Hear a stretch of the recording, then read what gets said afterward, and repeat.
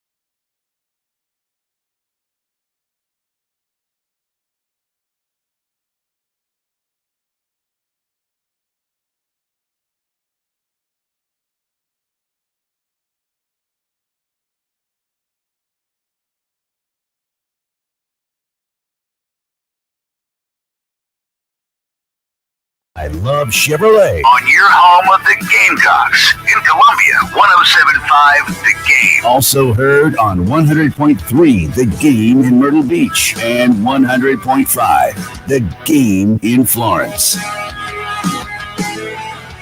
This is the moment you've been waiting for.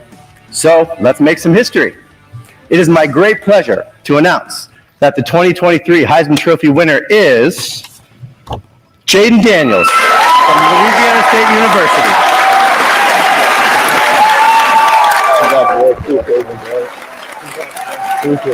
Welcome back into the early game. Tyler, Preston, Ed Bird, along with you on this Monday morning. That was Saturday night up in New York. Heisman Trophy ceremony. Jaden Daniels winning it for LSU after a very, very impressive season. A pretty much a foregone conclusion, I felt like, for the most part. There was a little bit of debate, like, he wasn't in a championship game, or, LSU had 3 losses. How was that going to factor in? And at the end of the day, and when you look at the votes, it wasn't necessarily that close. Jaden Daniels with a pretty comfortable victory. Yeah, you stated that pretty clearly.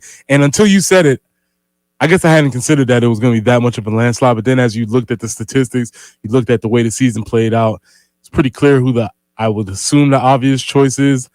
Again, still trying to think of where was there any, for lack of the last segment, was there any juice behind the announcement? And it was kind of like, all right, cool, Jaden Daniels. And that's something that I was thinking about coming away from this weekend. Does it feel like the Heisman's lost its luster a little bit? Yeah, it has. It's still obviously the most prestigious individual award you can win in college football, but I feel like it's not quite on the pedestal that it once was. And, it's easy to forget Heisman Trophy winners nowadays, which is no disrespect to them, but there's some times where I have to think back in the past, 8-10 years and be like, who won the Heisman Trophy that year? Oh, yeah, it was him, as opposed to like 20 years ago, 25 years ago, easily being able to remember, oh, yeah, that guy won the Heisman Trophy, because it felt like a bigger deal. I think my line came with Danny White. Okay. Whenever that happened, and I was like, all right. And then after that, for me, it kind of started going a little bit downhill. But yeah, there was a point in time where the Heisman Trophy winner had a different level of cachet with us as a general public. I mean, they still do the Heisman House, and those commercials are still great. We still know all these people, but there's something about it. It just doesn't have the same quite appeal as it used to. And I think a lot of it may have to do with this playoffization of college football, where, for 100 some odd years, the national champion was determined by polls, or you got lucky and maybe you got the top 2 teams to square off in a bowl game and be able to decide it like that. But really, I don't want to say the national championship was an afterthought, but it wasn't a pressing storyline every single week as opposed to what it is now. Like, we're talking about, the second week of the season, LSU loses to Florida State in week number 1. Is LSU out? Is LSU going to be able to do this and be able to make the college football playoff? Like, that's the overarching story more often than not throughout the entire season in college football now, where then it kind of seems like, okay, we get to like late October and we look around and be like, all right, these guys have the best stats. This is our Heisman Trophy race right now. And that kind of carries over in the last month of the season, but it's not something that we like keep in a locked focus on every single week like maybe we used to. Also, speaking of Heisman and building back to our last segment, Jaden Daniels, transfer portal. That's correct. Another transfer quarterback, another one at LSU, just like Joe Burrow a couple years ago. And I assume Garrett Nussmeier would be the starter next season. But if they went out and popped somebody from the transfer portal, as there's obviously a lot of good quarterbacks, I'm not going to sit here and say that would surprise me.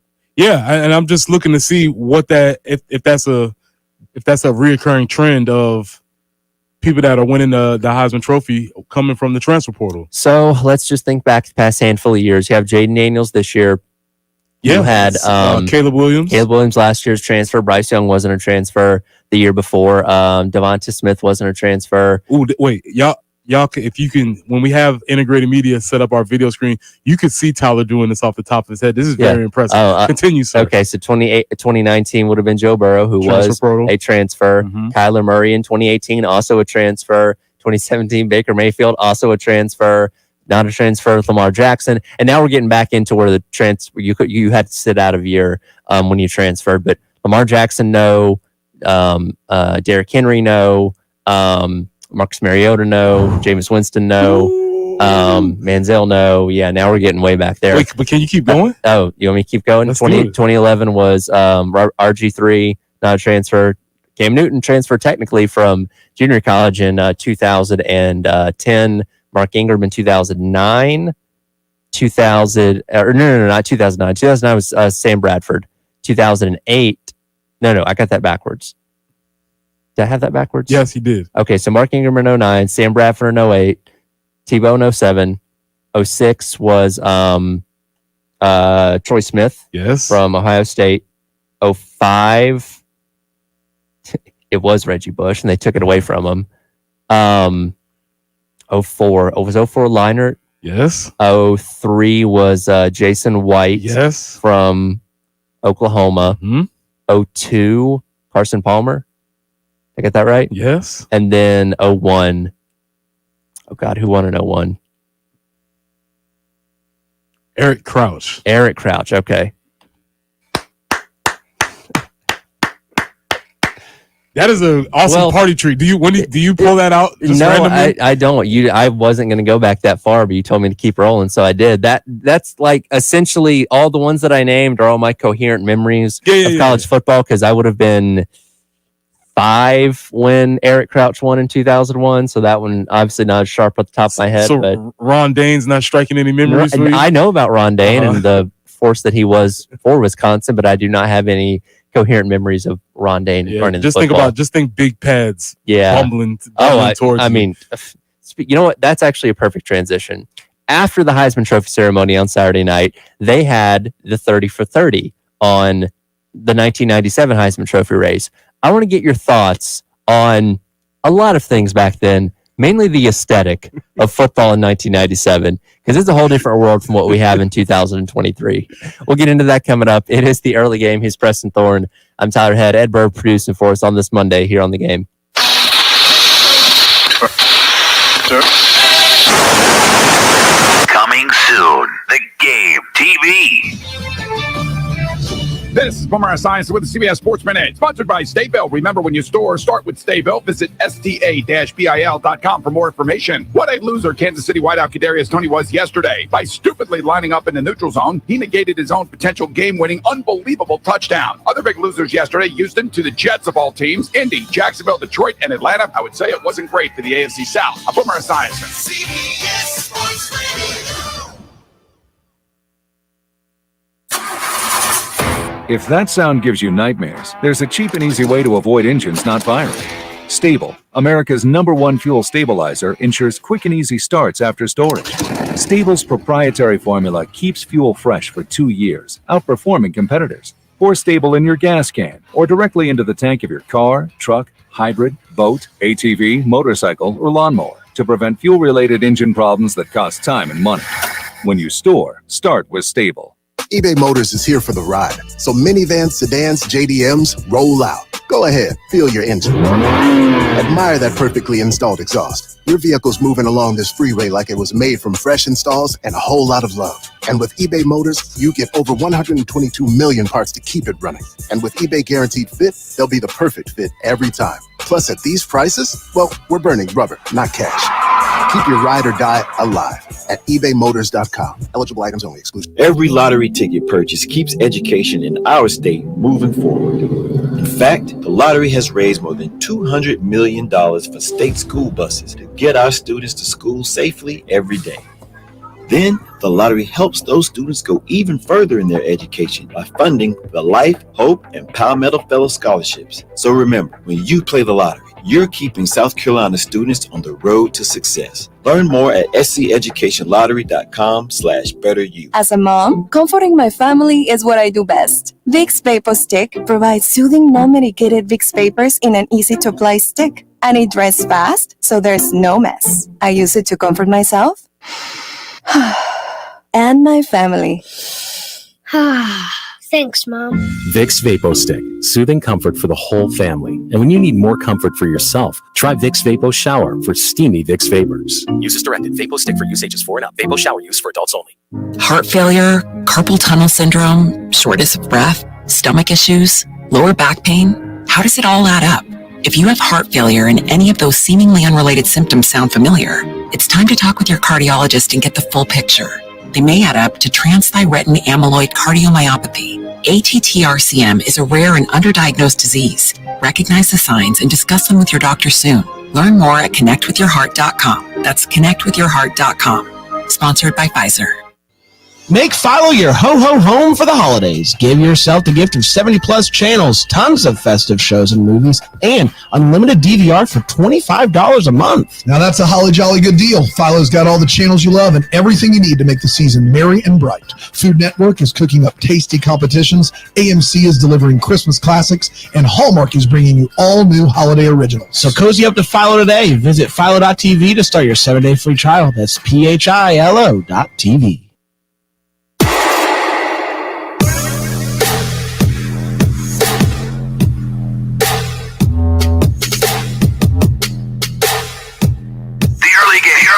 With Bill Gunter, former Gamecock Preston Thorne, and Jen Jensen. Your home of the Gamecocks in Columbia. 107.5 The Game. Also heard on 100.3 The Game in Myrtle Beach and 100.5 The Game in Florence. Welcome back in. It is the early game here on The Game and the 107.5 The Game app. Tyler, Preston, Ed Bird along with you on this Monday morning. Talk about the Heisman Trophy, and I really enjoyed this after I didn't watch the whole Heisman Trophy ceremony. I knew it was kind of pointless, and they drag it out for an hour, and they talk to the player and talk to their family, their mom, their dad, whoever it may be, their high school coach, whoever's there, and but again, we knew who was going to win. I tuned in for the final 5-10 minutes to see Jayden Daniels give his speech, and that's all I was interested in. But afterwards, they played the 30 for 30 about the 1997 Heisman race, which of course came down to Charles Woodson, who ended up winning, Peyton Manning, Randy Moss, and then Ryan Leaf. And, kind of going back to what we were talking about a moment ago, it just felt like a huge deal. And I thought the documentary did a really good job of piecing it all together, telling each player's individual story and how it was tracked on a week-to-week basis before the season even started. Sports Center segments were dedicated to can Peyton Manning win the Heisman Trophy this year? And then as season goes on, it's Charles Woodson's, he's a defensive guy. Can he win it? And all that kind of stuff. It just felt like a bigger deal at that point in time. And going back, and that was a year where the national championship was ultimately decided by a poll. You didn't have this chase for a Final Four or next year Final 12. That was the overarching story of the season, where the Heisman could take a little bit more of a front seat, I guess. Yeah, sure. When you think about that, and again, 97, this is prime time for me. Sure. I'm 15 years old. I am as locked in as I could possibly be. So that is definitely the time where I am paying the most attention to everything that's happening. Now, who do you think should have won that year? Do you have a favorite? Oh yeah, I think Charles Woodson should have won. Okay, well, you're a defensive guy. I'm a defensive guy, so I just wanted to see something new, something different happen. I could see the arguments for Randy Moss, but then obviously people would say he did it at a lower level. Sure. Obviously, I don't think the SEC bias was as strong at the time. Well, the SEC wasn't dominating back then because Nebraska had their run. Miami was really good back then. Michigan took a claim of that national championship in 1997, so it wasn't this lopsided as it is now. So it was, that was a cool story. But I think, and for me, the Heisman moment was obviously Charles Woodson and David Boston fighting on the sideline. Mm-hmm. That's something that is, if I see, I think about that a lot. Yep. When you talk, what's core memories? People. That's a core memory for me. Did you get to watch the 30 for 30? I didn't see. I didn't see it. I highly recommend it. It's on ESPN's website. You can go back and watch it or whatever. But that was a pretty big piece in that thing. Was it talking about David Boston, because somebody asked Charles Woodson, "Do you think you're the best player in college football?" And he said, "Yes." And then David Boss is I hear him saying he's the best player in college football. We'll see about that on Saturday. And they did get a little 1v1. Boston got a touchdown, but then Charles Woodson got an interception late in the game that helped seal it for Michigan there. But that was one of the dynamics of what was Charles Woodson's season. And, if he was just playing defensive back, he wouldn't have won it. But he was also playing offense and catching touchdown passes. And I think he was returning punts too. And he did return punts because he had the one, I think it was against Ohio State, very reminiscent of Desmond Howard's when he tried to strike the Heisman pose, but his teammates like mobbed him and he couldn't do it. So he was doing a little bit of everything, which is why he won the Heisman Trophy, not just because he was a DB, but that was obviously his primary position at the end of the day. But stats aside, you said the thing that struck you was the aesthetics. The aesthetics. It was, I mean, not even just the football, but they're showing like Peyton Manning walking around campus with like the striped like button down shirt and like the jeans with the belt, like had like the oversized jeans, like the belt hanging loose. And I don't know what you call his haircut. It wasn't like a mullet, but it was like something close to that where it wasn't like long in the end. Like the whole 90s were just a time. Yeah, you can definitely see the fashion. I'm always intrigued by the fashion, how much fashion changes just even on the field. Sure. You just look from years to years to years. You're like, okay, this is something that's different. Okay, players are wearing biker shorts now. They're not even covering their knees. I'm sure when you watched that 97, you saw a lot of cowboy collars. Yep. A lot of pads flopping everywhere. Pads flopping everywhere. The pad sizes. The size of the pads. My goodness. Obviously, if I get bigger pads, that means I'm bigger. So I have to get as big a pads as I can get. Sure. And I guess in line with that, the jersey numbers were enormous. Peyton Manning's number 16 at Tennessee took up his entire chest. Yes, because we didn't have as good zoom technology. So when you're looking through those binoculars or whatever you're looking at from the top of Neyland Stadium, you got to be able to see something. There's no Jumbotron in the stadium. So I got to see the numbers. And I'm like a helmet nerd / helmet snob. It always bothered me. And this is obviously not a thing anymore because this, helmet has gone the way of the dodo bird. But like quarterbacks that wore the full cage helmets, full cage face mask, that bothered me. I did not like that. I know Peyton Manning wore it in college. He wore it in his first couple seasons when he was in Indy before he switched to the Revo Revolution, I think, the funky looking one. But it always bothered me because both Peyton Manning and Ryan Leaf wore this like cage face mask, and that just does not look good on a quarterback. I'm sorry. Yeah, there's a couple of things that, and also with Peyton Manning, he also was one of the pioneers of the loose sleeve. Yes, which he rocked through his entire NFL career, which I also thought looked really goofy and like tighten it up. Come on. No, man, gotta have the loose sleeves, man. That was definitely something that Peyton Manning was known for. So there's all these aesthetic things. Charles Woodson wore his uniform. I don't think somebody's worn a Michigan uniform better than him. I say crisp looked good. Very, very crisp, very, very, very sharp. You had Randy Moss with the very long socks, very long white socks when he was wearing, playing for Marshall. So yeah, a lot of aesthetic things that you're looking at, like, that doesn't look great anymore, but it looks cool. I was say time changes, and we look back on those things and can critique them now. It was also funny because watching this, I was born in 1996.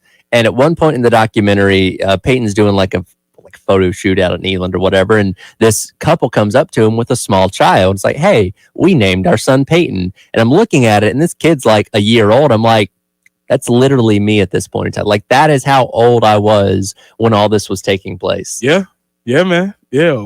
Wild times. I'm going to have to go back and watch that. Yeah, it's definitely worth it. Just maybe to bathe in some 90s nostalgia vibes so I can feel good about myself. Oh, I mean, and the cool thing about it is, and they tell you this right at the jump of the 30 for 30, they didn't record any like new interviews. Every single bit of information in that 30 for 30 was pieced together from interviews done back then, Sports Center, obviously game tape, all that kind of stuff. Like, it was truly just like this collage of everything going on in 1997 to tell the story, which I thought was incredibly well done. Cool. I'm gonna have to check that out. Yeah, no, I'm a sucker for a good documentary. It doesn't have to be about sports, but anytime you give me one like that, like I was looking forward to watching this after the Heisman Trophy ceremony, and it certainly didn't disappoint. So highly recommend that to everyone out there.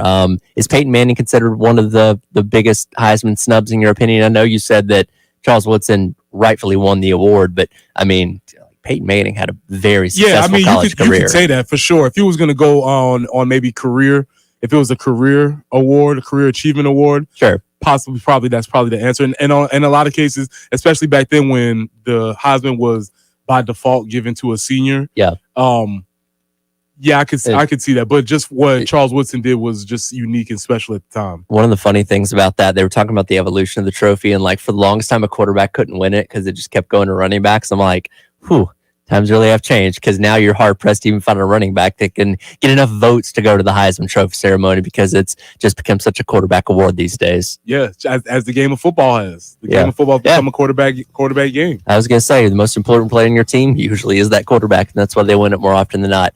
1 hour in the books, 2 more hours to go. It is 20. Early game. We'll get to some of your phone calls coming up in hour number 2 and talk a little bit about basketball as well. He's Preston Thorne. I'm Tyler Head. Ed Bird on the other side of the glass here 10. On the game.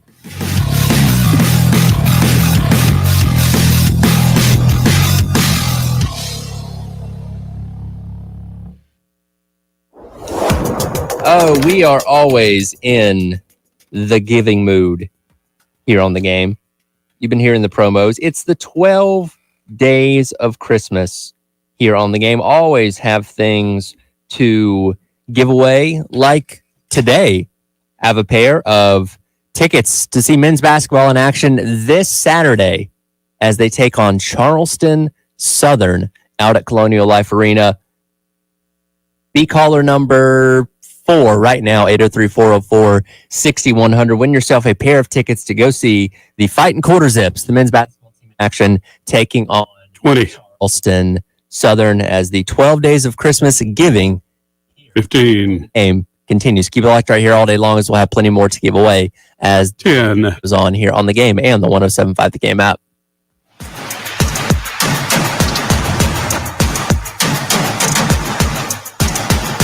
.1075 The Game. Broadcasting live from the Herndon Chevrolet Studios. Discover Herndon Certified. Herndon Chevrolet's premier used car warranty. Shop with complete confidence knowing Herndon Chevrolet has got you covered. Stop by or shop online today and see why Herndon Chevrolet makes you smile. If you're living with bad windows and doors, you don't have to suffer through the cold winter with them. Hi, I'm Colin Sullivan with Renewal by Anderson. Act now to schedule your free, no obligation, in-home consultation with my team at freewindowassessment.com. Go to freewindowassessment.com today. Clogged, overflowing gutters can cause thousands of dollars in damage to your home's foundation. Canty Foundation can replace your gutters and save you money. Canty installs gutter shutter. Call us today for your free inspection. Canty can fix it. Having a reliable gutter system is essential to protecting your home's interior and exterior. Heavy rain can unleash gallons of water onto your home, and poorly maintained or leaky gutters could lead to roofing, siding, and water damage that is expensive to repair or replace. Online at candygutters.com. The holidays start here at Kroger with a variety of options to celebrate traditions old and new. Whether you're making a traditional roasted turkey or spicy turkey tacos, your go-to shrimp cocktail, or your first Cajun risotto, Kroger has all the freshest ingredients to embrace your traditions. Kroger, fresh for everyone. Save now on 80% lean Angus ground chuck. 16-ounce packages are only $3.99 each with your card and digital coupon. Kroger, fresh for everyone. Are you a Carolina girl? Scott here with Gamecock Traditions, letting you know about our stylish glitter, repeat designs, and black rhinestone shoes in sizes 6 through 10. We have Campus Couture, Pressbox, Erin Andrews, Comfort Wash Tees, and many other brands to help you look great going to the game. Top off your outfits with our teletie bracelet, hair ties, or hair clips, or choose from over 100 styles of earrings, bracelets, or necklaces. 5134 Sunset Boulevard or at the Village at Sandhills, or shop GamecockTraditions.com. Gamecock Traditions, your Gamecock fashion headquarters. WIS-TV First Alert Traffic is sponsored by Wetzel's Automotive in West Columbia. Wetzel'sAuto.com. I'm taking a look at your traffic around the Midlands for your ride in on this Monday morning. Still have that accident showing out at I-26 eastbound up at exit 97, so proceed with caution as you're going through that area. New accident to report, this one going to be at Longs Pond Road and Nazareth Road. Everything on the interstates looking pretty good for the most part as we approach 7 o'clock here in Columbia. Taking a quick peek at the weather once again, we have gotten down to 40 degrees, actually dropped a little bit from 41 a little while ago. High of 53 today. It is going to be sunny. High of 55 coming up tomorrow. 60 on Wednesday, 53 on Thursday, and then 55 on Friday. Have a great rest of your drive in and enjoy your Monday. You're listening to The Game and the 107.5 The Game app.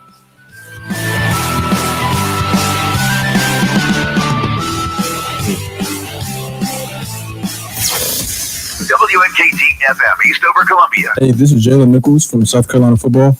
You're listening to 107.5 The Game, home of the Gamecocks. A Cumulus media station. The early game. So I'm curious as far as the game is concerned now, because you kind of got warmed up yesterday and asking a question of the coaches. Are you going to have that sideline pass so that you're really going to be the roving reporter during the game? No. I'm maxed out, done for the year. With Bill Gunter, Jen Jensen, former Gamecock Preston Thorne. Because I had to kind of pay attention. That was your fault. You didn't identify yourself. He's toast. Your home of the Gamecocks in Columbia. 107.5 The Game. The theme of this show. I don't know what happened. Also heard on 100.3 The Game in Myrtle Beach and 100.5 The Game in Florence.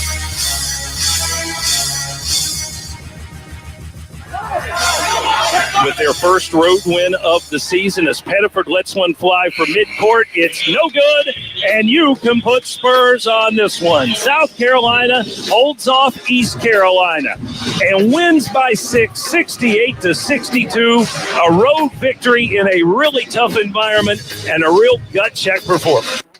Welcome back in. It is the early game, hour number 2. Tyler head in for Bill Gunter this morning. Preston Thorne alongside of me, Ed Bird on the other side of the glass. That was Derek Scott on the call on Saturday afternoon. Gamecocks pick up another win, improved to 8-1 on the season in a very, very tough back and forth battle with East Carolina up there on the road in Greenville, North Carolina. But nevertheless, able to pass the test and get back in the win column after that tough loss to Clemson the middle of last week. And listening to Coach Paris on Carolina calls last Thursday, I guess it was, he talked about the importance of not letting one loss become two. And when you're a team like South Carolina that was off to such a hot start this year, got 7-0, you go into what was your first true road environment, and you hung in there with them, obviously, but you come up short against your in-state rival. There can be a letdown factor when you go in that next game. Again, it's a noon game on a Saturday. You're going into another raucous environment. If South Carolina had gone in there and laid an egg, I don't think a lot of people would have been shocked by it, but they were resilient. They were able to fight back and, overcome some adversity in that second half and end up getting the 6-point win and get back in the win column. Yeah, and I'm not sure, as I was watching that game, I'm not sure why they were so fired up at ECU. They brought a lot of energy to that game, and I'm like, oh, okay, y'all know we've not been very good for a while now. I don't know why y'all are so excited, but they were ready to go.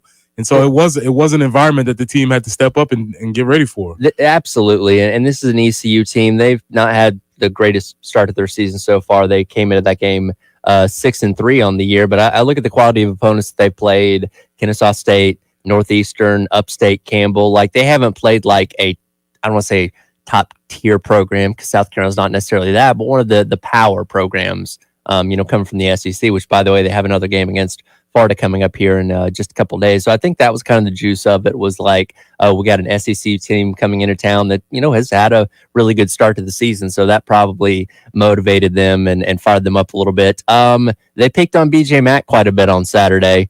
I don't know. Could you hear what they were chanting at him over the TV pretty clearly? I thought I heard it. I was pretty clear on what they were saying. It was eat a salad, implying that he's, on the heavier side, which, I mean, he's a big guy, but he's also a Division I athlete. I don't think he's fat necessarily. Also, what they fail to understand with that heckle is that as a man of a certain heft, you don't know the damage I could do with a salad. Technically, you could tell me to eat a salad and it'll be a salad in theory. But we can get the calorie number very high up on this salad. Well, like taco salads, and like Wendy's has a taco salad, and it's like there's no salad to it. It's like essentially nachos. So if we want to, by technical terms, we can call it a salad, exactly, but it's not. So that's why I would say for BJ, like, look, you see these extra globs of ranch here, this meat, this croutons, this cheese, all these things. This is going on my salad. Thank you very much. But I mean, like, I feel like, especially for the position that he plays, where he is a force down in the post, like, I feel like that's almost a compliment. Like, yeah, I'm big. Now you know what I mean? Well, he does have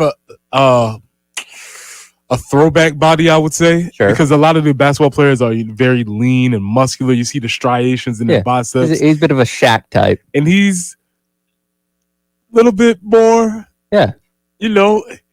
his elbows aren't so sharp, I would say. He's a little rounder as a machine. But you know what? That's the kind of guy that I want, down in the low post, No doubt. defending the goal. There was a bucket he scored, and I think it was against Virginia Tech earlier in the season, where he just basically took the ball and did the old Mark Jackson and just bounced the ball 15 times with his back to the shoulder.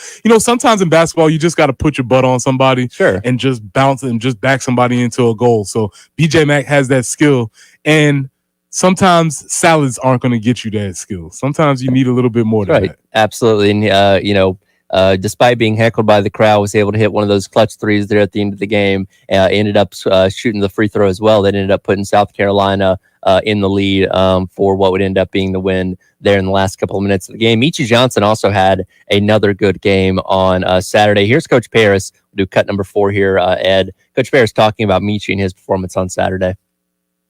Yeah, Michi had a big three. It was kind of out of rhythm, honestly, and we hadn't been making a lot of threes. I don't even know what we were for the line, but we didn't blaze the nets down, that's for sure. And so for him to be able to make that one go in an out of rhythm situation, and once he sees that gets him going. He attacked the basket, had a nice little runner down there, got to the free throw line on another drive. I just thought that really got him going.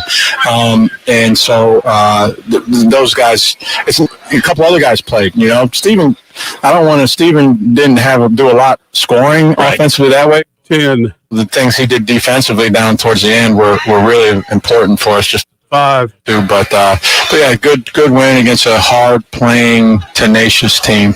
And Michi's run of momentum continues. This is his 4th straight game scoring at least 15 or more points. He's scored in the 20s in the past couple games, and not quite as effective from beyond the arc on Saturday, 1 of 4. But this goes back to I think the development that he's had as a player, where so many instances last year, if he wasn't so great from beyond 3 or from the 3-point line, if he went 1 for 4, 1 for 5, his numbers elsewhere didn't necessarily fill in too much. But now he's finding a way to get points in different ways, driving to the basket a little bit more than he did a season ago. He still likes to jack up a 3 from the parking lot, it seems like, from time to time, but a little more selective with the shots that he makes, and in turn is playing really good this season. Also, what I've seen from them as last year, it felt like as Michi went, the team went. Mm-hmm. And if he wasn't playing well, the team wasn't going to play well. And so Michi didn't have his best game. He stayed involved, found other ways to contribute to the team, and then the team, by and large, also corralled around that. So that's a big change that I've seen this year compared to last year. Well, I think that speaks to just the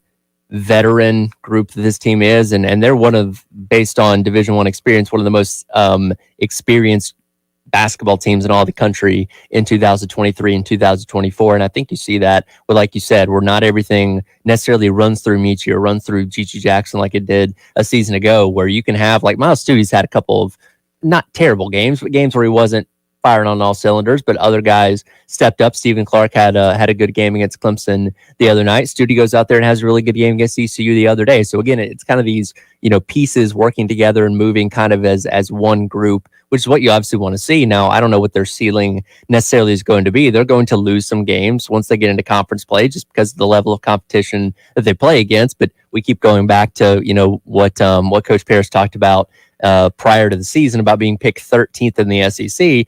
As of right now, I don't think that's going to be the case for this team. Doesn't feel like it at all. This team, as you get into the season, you have a pretty strong identity of who they are, and it feels like they can only get better, and they can only play better and more cohesive as the season moves along. But Tyler, that's all well and good, but that wasn't the story from this game. That was not the story from this game. Do we want to go ahead and get into this right now? Let's do it. Let's get cut number 15 here, Ed.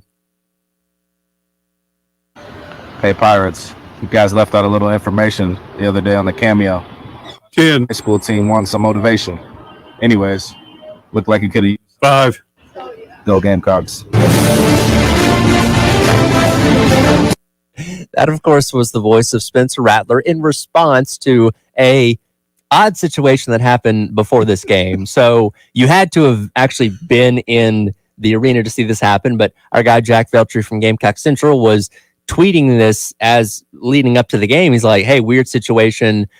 Spencer Rattler just appeared on the Jumbotron and wished the Pirates luck. And Pirates, yes. He did not say Eastern Carolina. He said Pirates, and everybody was rightfully confused. But I think a lot of people kind of drew the conclusion that maybe this had to do with Spencer Rattler's cameo, that somebody went on there and tricked him into wishing ECU good luck.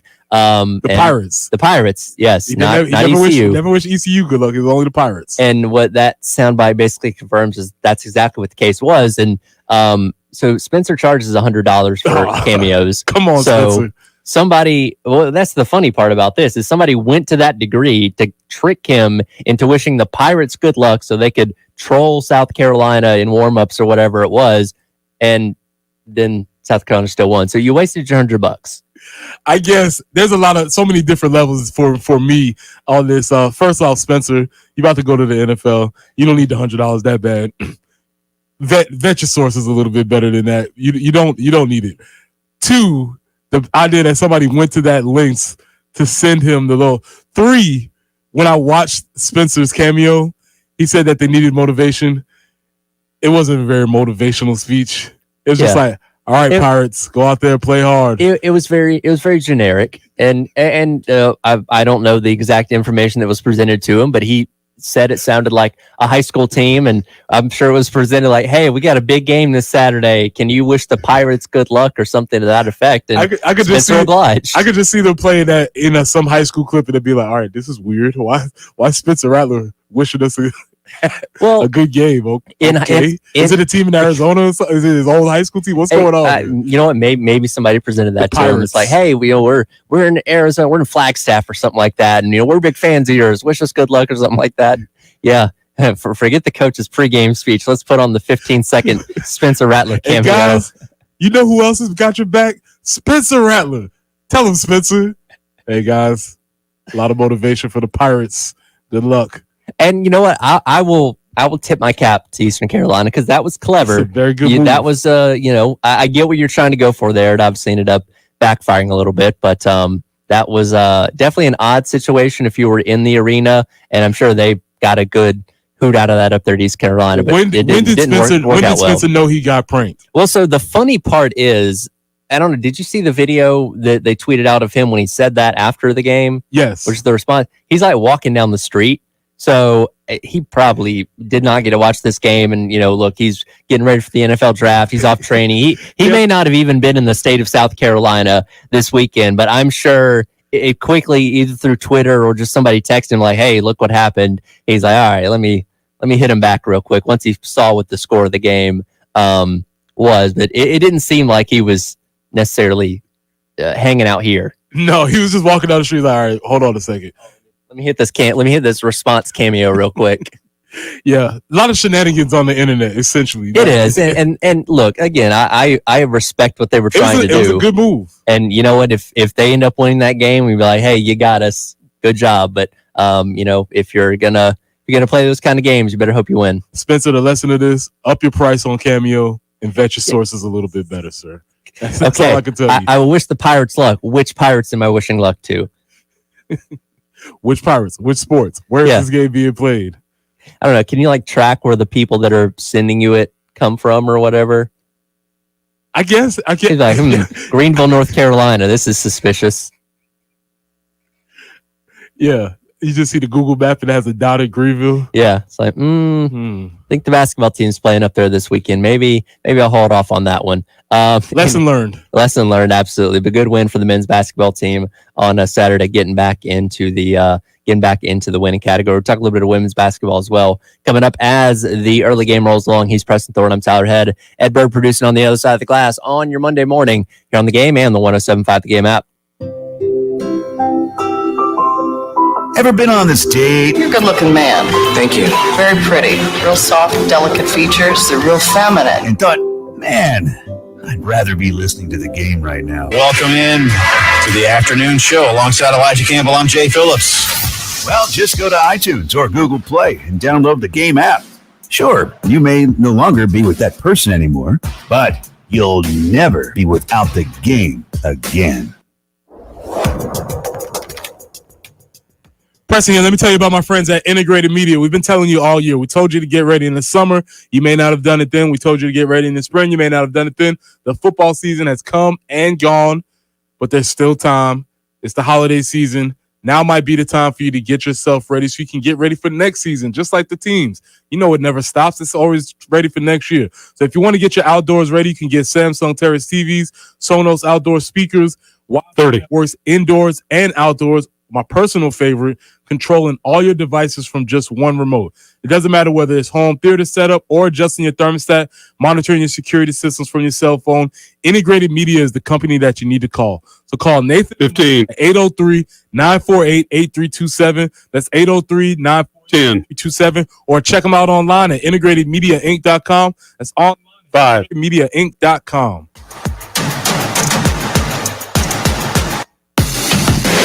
Broadcasting live from the Herndon Chevrolet Studios. This is 107.5 The Game. A great selection of new Chevys is available now at Herndon Chevrolet. The lot is packed with inventory and more is on the way. So shop your hometown Chevy dealer today. Stop by or shop online today and see why Herndon Chevrolet makes you smile.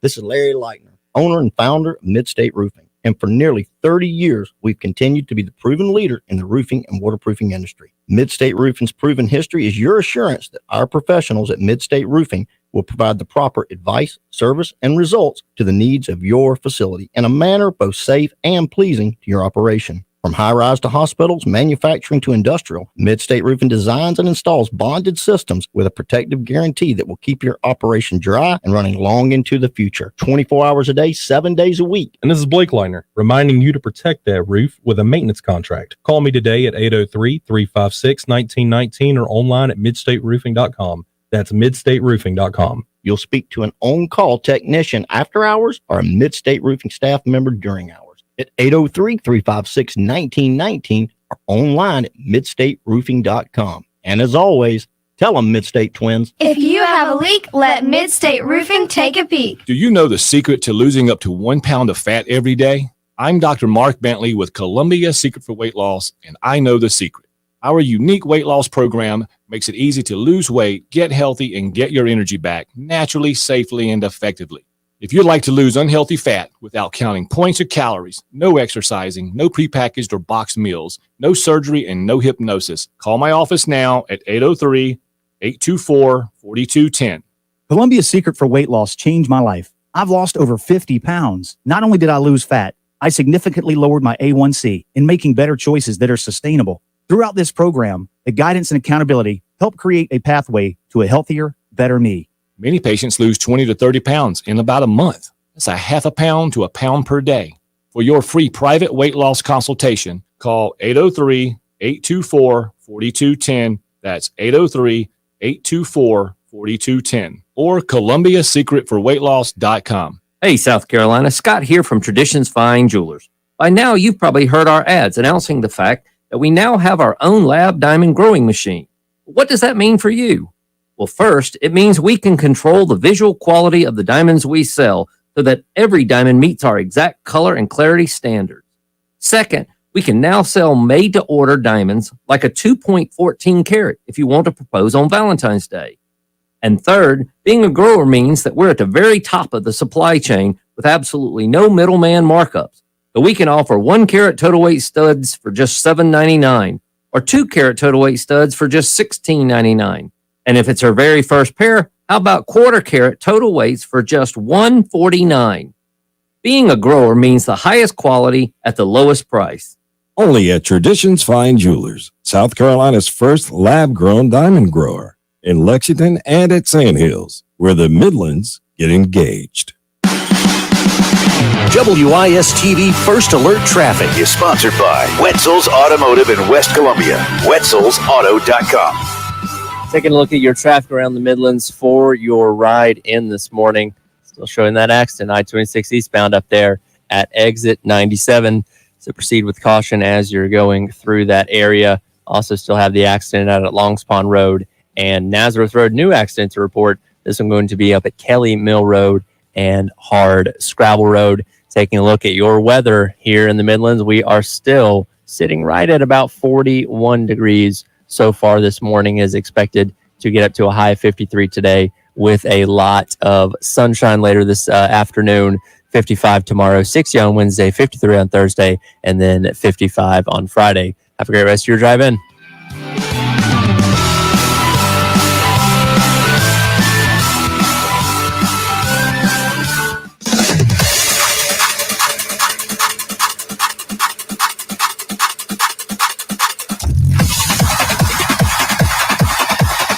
early game with Phil Gunter, Preston Thorne, and Shen Jensen. Your home of the Gamecocks in Columbia. 107.5 The Game. Also heard on 100.3 The Game in Myrtle Beach and 100.5 The Game in Florence. Up top to Peely. She'll take a deep three straight away. No good. Rebound to the Utes with 10 seconds to play. Back up top to Peely. Almost had it stolen. Gets it left side to McQueen. McQueen will crank up a three with 3 seconds to go. It's an air ball rebound. Breezy, and the Gamecocks will win. They knock off the 11th ranked Utah Utes 78-69 to remain unbeaten at 9-0. Welcome back into the early game. Tyler, Preston, Ed Bird along with you on this Monday. Brad Muller on the call yesterday here on the game. South Carolina women picking up another win, 78-69 over number 11 Utah up there at the Hall of Fame showcase in Connecticut. You know, no team exemplifies iron sharpening iron more than South Carolina as they take on another nationally ranked team.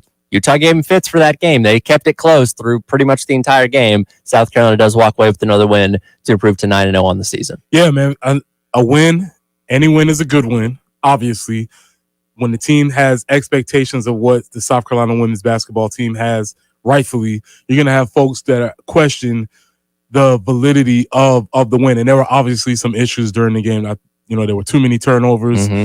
They didn't necessarily shoot free throws well, and that's been something that's been – I'm looking to see if that's going to be an issue for them moving forward. But the mark of a good team is when you're not playing well, can you win anyway? And so, yeah, you get a win and you move on. Absolutely. And look, Utah again being the number 11 team in the country coming in with just one loss. And Alyssa Piley, as you heard, Brad Muller there talking about taking one of those last shots for Utah, still managed to put 37 points up. And she is an amazing player, one of the best in the country, and is expected to be one of the ones. I know they had the draft lottery, thing yesterday, expected to be one of those ones that gets picked probably pretty highly in the WNBA draft when that does roll around. But despite that, you're still able to beat Utah despite that great game that Piley had. Well, and I consumed this game through Brad Muller. I was listening to this game as I was driving around running errands yesterday. And what he was mentioning was Utah's strategy of we only take layups or we take three-pointers. Definitely in the money ball analytics type of idea, or the way a lot of teams play in the NBA. And it's just interesting to see that strategy trickle down to the men's game, to the women's game. It's trickling down to college basketball. And the mid-range game kind of disappears for teams like that. And so I get it, but if you're not able to hit those threes, it's going to be difficult for them to compete. Yeah, and speaking of hitting threes, Tina Powell, 3 of 7 once again from the on the arc. She's obviously been the best three-point shooter on this team, as we talked about so much. She's added another dimension to what this offense can be compared to what it was, like a season ago. She ends with 15 points. Camila Cardoso ends up having another strong game, 17 points herself, with 6 rebounds and 1 assist there. So, and then Malaysia Fulwiley coming off the bench with 11 points. But, anytime South Carolina wins a game, you always wonder what the motivating tactic going forward is. You mentioned those turnovers, 23 on the game. That's too many. That is what the focus going into the next game is going to be, is how can you clean up those turnovers for South Carolina? Got to clean that up. Obviously, for them to get to where they want to go, where we expect them to go, where everybody anticipates them going, that's going to be something that needs to get cleaned up. Fortunately, turnovers, in my opinion, is something that you can work on throughout the season and you can eliminate. 3 more non-conference games. South Carolina starting with Presbyterian at home this weekend, and they hit the road taking on Bowling Green and East Carolina themselves to wrap up non-conference play before jumping in on the road in Gainesville at the start of next year for SEC play. And obviously, all eyes for the fan base, at least, hope setting on potentially going back to the Final Four, but this team obviously taking it one game at a time, but still looking like the best team in college basketball night in, night out. Yeah, and what does the best team look like? The best team, if you pay attention to any of the best teams in the country in any sport, they will struggle occasionally. And I don't even know if I would consider this a struggle, because Utah's a solid team. They just have to get some of those things cleaned up, turnovers and free throws, in my opinion. Absolutely. Switching gears here a little bit, I was scrolling through Twitter on the last break. I love it. And I had to bring this up. I'm going to show you this and explain it to the folks. This is a picture of Eli Drinkwitz, who has just flipped a commitment from Colorado to Missouri. What's he wearing there, Preston? Can you tell? they're not quite Viper Pit glasses, but they're definitely they're the Deons. They're the Dion shades. He is wearing and like Dion has his own like line of sunglasses, and these look like the exact sunglasses that Dion's worn this entire year out there in Colorado. I get, don't make me like you, Drinkwitz, but like that's legitimately funny. Yeah, well, that's the thing. He's doing enough to keep us off. And between this, the Connor Stallions comment, he's playing the game on it. He's playing the game. He's figured out his space where he can win. Sure. And he's wins on the internet. So again, I'll call the truce. It's fine. It's kind of one of those things like when you're trying to be mad at someone and you kind of try and keep that stern face, but they keep telling you jokes and you eventually like crack a smile. Like that's kind of how I feel about him. It's like, I don't want to acknowledge what you're doing, but like between this and the stand on business was kind of goofy, but like some of the other things that he's done, like, I'm like, okay, like I don't hate this guy necessarily. It's tough. Again, as long as he just keeps being authentically who he is, and that's kind of dorky, we'll take it. Because even as you look at the picture, I don't know what he was going. I don't think he was going for cool. He's aware of who he is. He's not the coolest cat. I'll say that much. Not the coolest cat. So it works for him. As we wrap up the basketball conversation, William wants to weigh in. William, what's on your mind this morning? Thanks for your call. Thanks for taking my call. I just want to say, man, that I'm pleased with what Lamont Paris is doing. I really like how the players are playing. Dawn Staley, that's a no-brainer. She's obviously got it going on, but I'm just happy to see that, we have a men's basketball team that's, actually pretty good. It's refreshing to see that because, we don't know how good the baseball team's really going to be this year. And the way the NIL and football is going on right now, it's kind of like, you need something to be excited about with Carolina sports right now. And I think basketball is it. What is y'all's take on how the recruiting is going right now in football? I mean, I was looking on Twitter and I saw that, Syracuse is getting some attention. Colorado's doing their thing with Dion, of course. And, just the transfer portal's kind of going crazy. I mean, who do y'all think we're going to get to help fill these holes? I mean, we lost our starting quarterback, starting running back, and our top wide receiver. And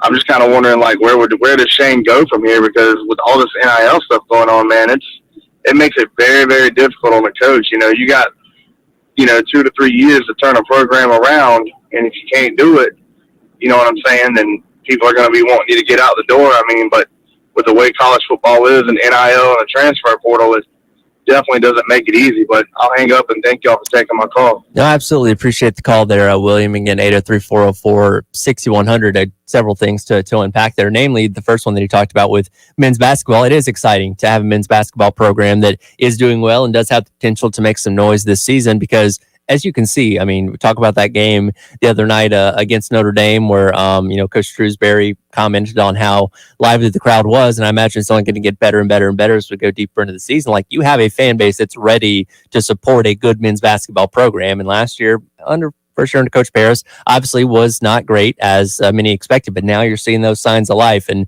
if they can continue to win it the way that they're doing it, they're not going to, be the best team in the nation by any means, but you stay competitive in the SEC, you're going to have good crowd support and people are going to be locked in on this team throughout this entire season. People have been waiting. People want to support the team. People want to show up to a game that means something, that has some high stakes.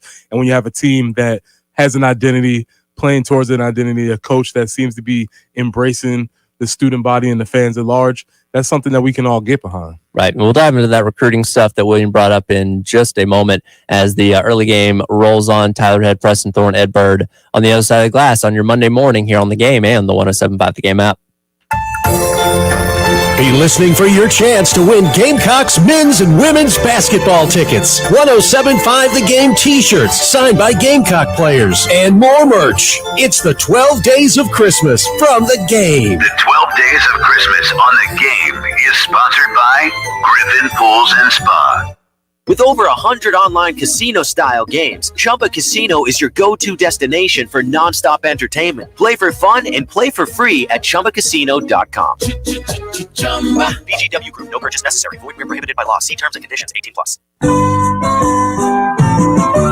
whatever you may want in most any kind of sport, Todd and More is where it begins. For the best selection and prices on name brand shoes, tennis equipment, and pickleball, it's Todd and More. Socks, caps, jerseys, tees, drinkware, toboggans, polos, beanies, jewelry, bags, balls, and more. Happy holidays from Todd and More, 620 Hugie Street at Blossom near the campus. Equipment for your sport, from the diamond to the court, Todd and More is where it begins.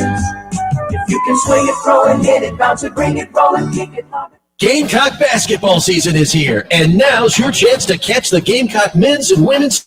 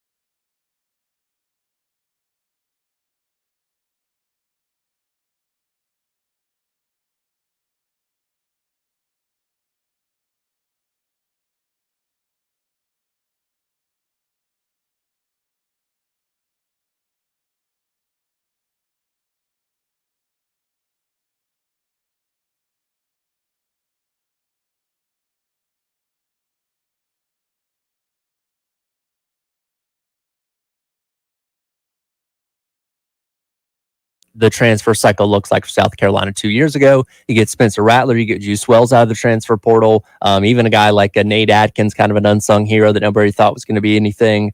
And you say, okay, that was a successful year. Last year, you obviously lose a lot of guys to the transfer portal. You say, okay, maybe not as successful this time around. You just got to wait and see. Yeah, you don't know who's going to be replacing what. And also, I would caution you against using what their previous performance was to predict their future performance, because you really don't know. A guy might have been in a different system. He might have been. There's all kinds of varying factors as to why maybe they didn't produce the way they did before. They might be better or they might be worse. It's all a crapshoot essentially, and we'll see. But to the caller's point, there is a lot that they're going to have to replace. Either that has left via graduation or transfer portal. You have the starting quarterback, starting running back, who eventually became your starting running back, top wide receiver. All of those positions need to be at least replaced. And usually you try to replace those through, your first step would be used to be that you would have somebody in the rooms that were ready to step up and replace them. Now you might have to go shopping a little bit to get somebody for immediate relief. Yeah, and don't forget, we also have a very good recruiting class that's going to be coming in. At least a lot of the guys coming in as early signees here in a couple days. So you're going to have some supplement, from those spots as well. Now, certain spots like running back, if you weren't to add anyone from the portal, your senior most guy would be Juju McDowell, who's of course going to be coming off the collarbone injury going into next season. And then you have DJ Braswell, who got a handful of carries this year, did okay with the limited amount of time that he was given, but you certainly don't want to turn to him and say, hey, go be our guy next year when he's not quite proven. Same thing with a guy like Matthew Fuller, who would be coming in as a true freshman. You don't want to have to put him in a position where he's suddenly, getting 60, 70% of the snaps. If it shows you that skill set, great. And, go from there. But, you would like to have a little bit more of a safety guard and say, okay, we know that here's running back 1, here's running back 2, and we'll see what these other guys do as the season goes along if you're able to pull somebody like a Rocket Sanders out of the transfer portal. What's interesting to me is that what are the conversations that are being had in the rooms, right? Obviously, say you take somebody like DJ Braswell, who was recruited out of high school, seeing what he's gonna take the next step. When he sees that, you're going to get attempting to court Rocket Sanders or whoever the case is, how is that being taken? Is it taken as is somebody coming to help me? Is it somebody coming to take my spot? Is it somebody coming to push me? Am I the leader? All these dynamics that have to be happening. I'm sure I hope these conversations are had within those rooms, but these conversations do need to be had. They do, and I think there's a little more leeway when you're talking about a spot like running back or wide receiver or whatever it may be, because again, you have the opportunity to play multiple guys throughout the game, throughout the season, obviously, as opposed to a quarterback where it's like, okay, this guy's going to be the starter until he loses his job or gets injured or something like that. So theoretically, let's say Rocket Sanders does get picked up out of the transfer portal, and based on the crystal ball of on 3 in their transfer portal rankings, that's looking like a strong possibility, but we'll wait for official confirmation on that. But even if Rocket Sanders came in and said, hey, you're running back number 1 now, well, DJ Braswell could still be the number 2 guy, still get a good amount of carries. And, if he emerges as the season goes along to be better than Rocket Sanders, then it's easy to shift and say, okay, now we're going to give DJ the ball more than Rocket was, or whatever it may be. So there's still an opportunity to go out there and prove yourself with a position like that, because again, you're still going to get your chances to be out there on the field, again, as opposed to quarterback, where it's like, if I don't win the job in camp, then I may not see the field except for in garbage time, and I don't know how much I'm going to be able to prove then.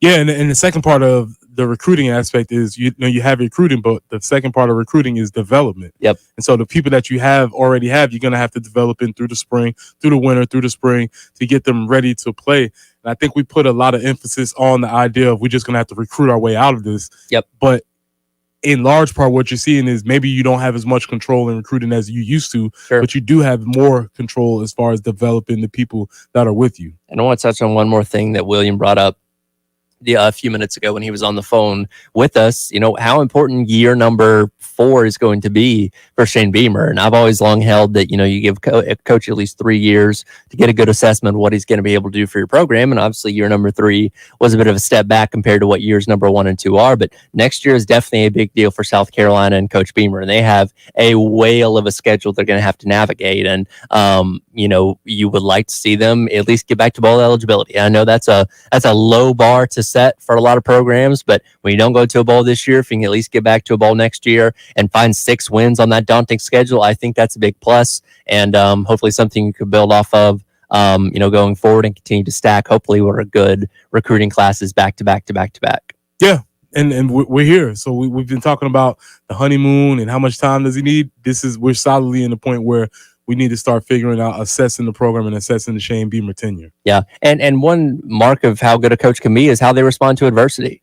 And losing a bunch of guys to the transfer portal, and again, having the guys on your past cycle maybe not pan out the way you wanted them to in a lot of regards. So it's going to be an interesting offseason. Again, you're going to have a lot of guys that come in as early enrollees here in a couple of days with the early signing day. And, we've heard so many coaches say that valuable experience, you can speak to this as well, that you have just from going through a spring practice, an extra spring practice, as a true freshman, put you so far ahead when it comes to the fall as opposed to guys like a Nick Harbor that didn't come in until early summer last year. Makes a big difference. Makes a big difference because you just figuring out how college practices run, because they're totally different. No matter even if you went to the best high school in your state, it's not going to be the same as running a Division I college practice. So you need to get used to that. Absolutely. Come back, wrap up hour number 2. I've always said I really wanted to be a recently fired college football head coach because that seemed like the best gig out there. I've changed my mind. I think I want to play for the Dodgers now. We'll talk about that coming up. It is the early game. He's Preston Thorne, Tyler Head along with you. Ed Bird on the other side of the glass on the game and the 107.5 The Game app. Sir. Coming soon, The Game TV. This is Boomer Esiason with the CBS Sports Minute. The Cowboys were Sunday's biggest winners by clipping the Eagles' wings. They tied Philly atop the NFC East now. The AFC North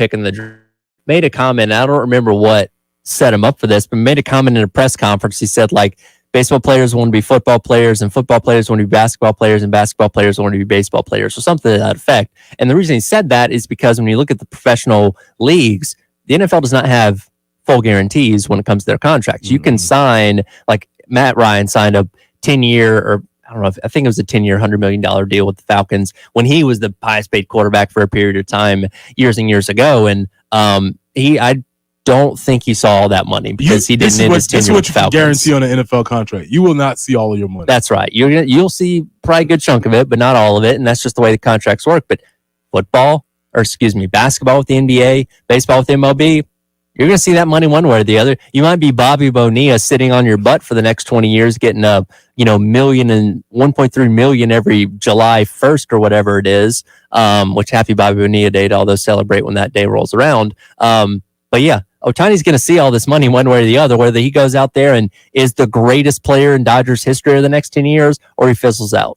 Yeah, but the thing is, and when you look at it from this perspective, these contracts, they never work. They don't. They don't ever seem to work. And I don't know why these teams continuously, fall into this trap or just feel like they have to do this. But I think about like Albert Pujols or things like that. When you sign this long-term deal for 10 years for this much amount of money, even though Shohei is amazing, he's a unicorn. It's nothing we've ever seen before. Sure. But it just never ends up working. Yeah, and I guess there's this belief with every organization like, oh, we're going to be the first ones to really make this work. And I thought the same thing with Bryce Harper when he signed with Phillies a couple years ago. It was a 13-year deal going from 2019 to 2031. Let me do some quick math here to figure out how old Bryce Harper is going to be in 2031. He'll be 39. Yeah. So it's like, is he going to keep a high level? He's playing great. He's still a good player, one of the best in baseball, all that stuff. Is he going to be that same way when he's 35, 36, going all the way up to 39? Probably not. But again, with these deals, if you want to get these guys on your team, you got to give them something ludicrous and just, I guess, hope they pan out. Yeah, and it's the long-term part of it. I would be willing, if I was an owner, I'd be willing to pay a little bit more upfront for a shorter amount of years. So if Shohei Ohtani's deal is every year he's getting $70 million, I would up that. Me personally, I'd up that to 100, but let's just shorten the years. I'll pay you 100 for 3 years in a row or something like that, because just being on the hook for 10 years of that, when he's already had injury issues, he's probably not going to be a two-way player for the rest of this time. Well, it just seems like a risky proposition. So, and he's definitely not going to be a two-way player this upcoming season. He's only going to be hitting this year because the UCL injury that he had last year is going to prevent him from pitching. Not to say that he can't do that down the line, but at least for his first year with the Dodgers, that's not going to happen. This $700 million deal, not just the biggest in American sports, biggest in all of sports in terms of total overall value. The previous highest contract was Messi with FC Barcelona for $674 million. And that's European soccer. Right. We know how much money filters through those. And obviously the Dodgers are one of the richest organizations in baseball, but man, you're talking about $750 million. It's a lot of money. And as the great Shaq told us, if they can pay that much, imagine how much they are making. So if as long as they are signing a check for that much, please believe that the Dodgers are doing very well.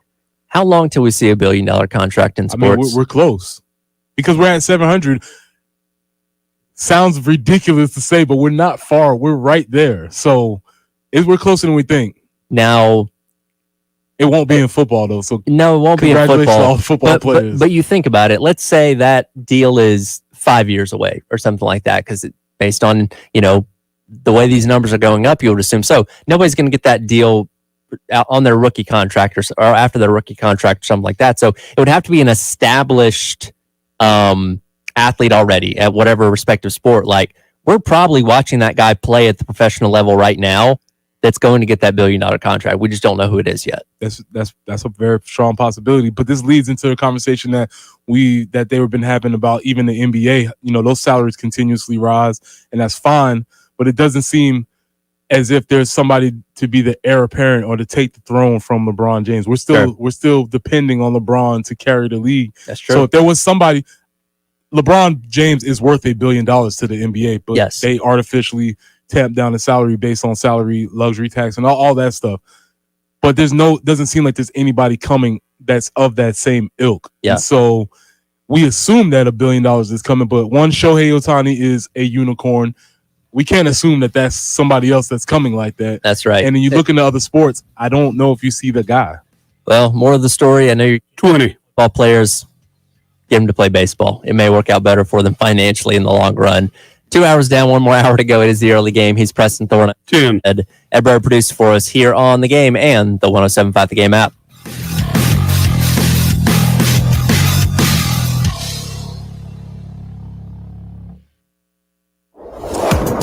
You've heard the promos. The Game TV coming very, very soon. You've heard about our friends at Integrated Media that have set up these wonderful cameras here in the Herndon Chevrolet studio. We've been working to make sure it is absolutely perfect for the launch of the Game TV. Should be a little bit later on this week. So keep it locked right here for all that information on how you can watch us and listen to us every single day. You'll finally be able to see our beautiful faces here on the early game, on the extra point, on the Gamecock Central Takeover Hour, on the halftime show, on the afternoon show. You can just literally sit in front of your TV and take in the game all day long. I can't think of a better way to spend the game, or spend the day, excuse me. So the Game TV coming up here in just a couple of days. Keep it locked right here for all the information when we officially launch it. The Game TV for 107.5 The Game and the 107.5 The Game app.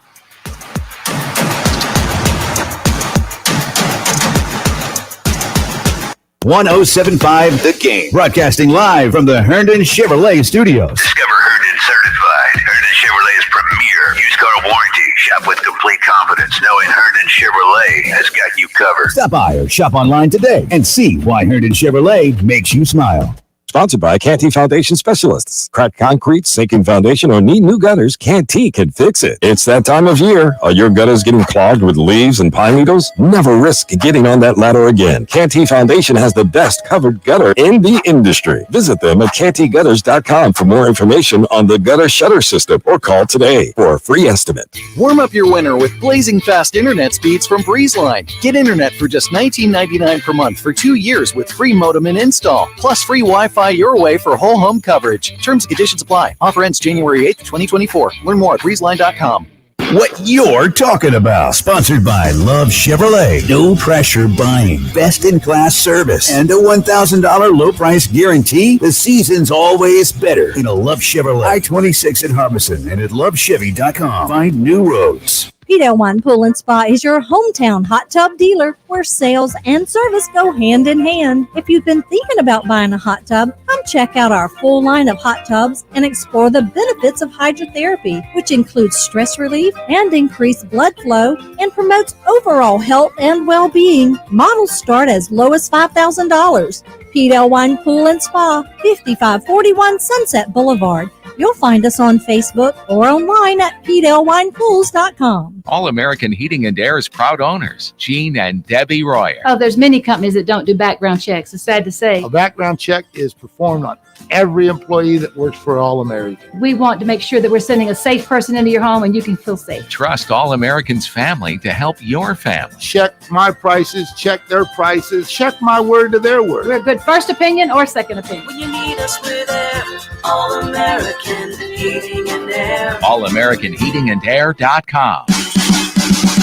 WIS-TV First Alert Traffic is sponsored by Wetzel's Automotive in West Columbia. Wetzel'sAuto.com.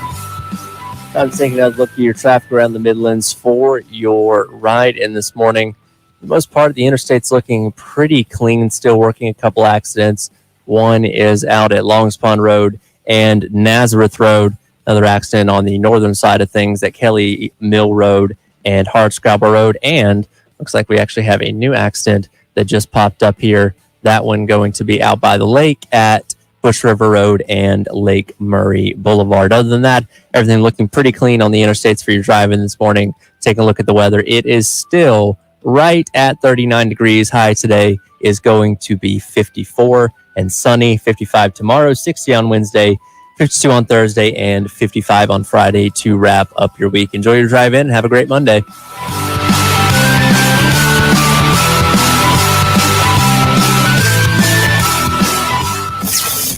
WNKT WNKT FM, Eastover, Columbia. Hey, this is Carolina men's head golf coach Bill McDonald. You're listening to WNKT FM 107.5, the home of the Gamecocks. A Cumulus media station. The early game. With Bill Gunter. Oh Lord, it's hard to be when you're perfect in every way. It's my theme music right there. Shin Jensen. Yeah, pretty much. That's what I wake up to. Pretty much. Tells me to stay humble. Former Gamecock Preston Thorne. And I could do anything. Your home of the Gamecocks in Columbia. 107.5 The Game. The theme of this show. I don't know. What happened? Also heard on 100.3 The Game in Myrtle Beach and 100.5 The Game in Florence.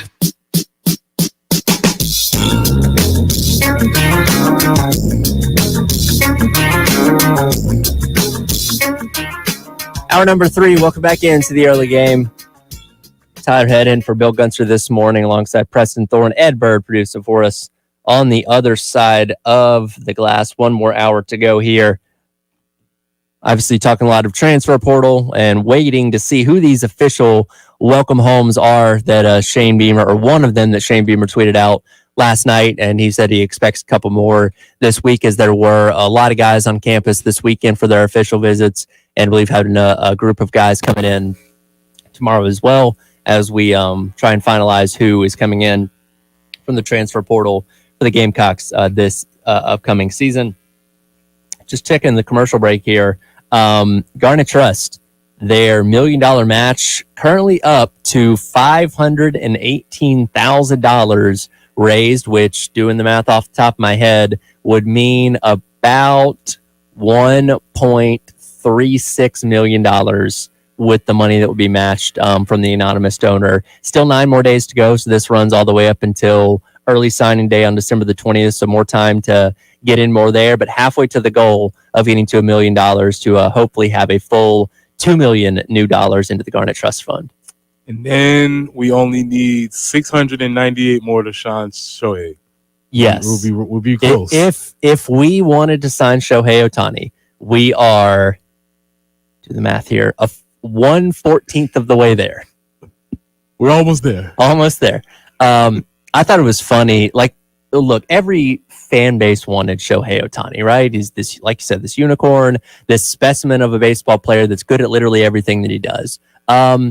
If you were like a fan of the A's, you weren't going to get him. Yeah. You knew you were out of that. Yeah, if you were a fan of the Rays, you're not going to get him. Like, there were a lot of fan bases that knew they didn't have a chance. Toronto, though, seemed to be very confident that something was going down based on, and this is where college football starts trickling into other parts, FlightAware. Okay. They tracked a flight from Anaheim to Toronto. A flight. We don't know who was on the flight. Actually, I think we do know who was on the flight. I have to look it up, but they tracked it to the airport, and there were fans waiting there to Ohtani's going to get off this plane, and it wasn't Ohtani, and they were severely disappointed. So you're saying college football is taking over the world? I believe it has, because if you are a diehard, at least one point in your life. You're definitely very familiar with this.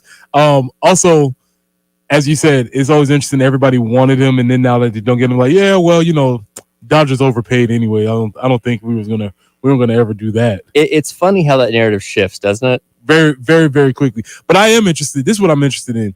I know the Dodgers went up to 700, which more power to them. They can pay whatever they want. But who was second? What was the second bid? Who did they over? If you're doing Prices Right, sure. Did they just shoot them out of the water and 700, whatever?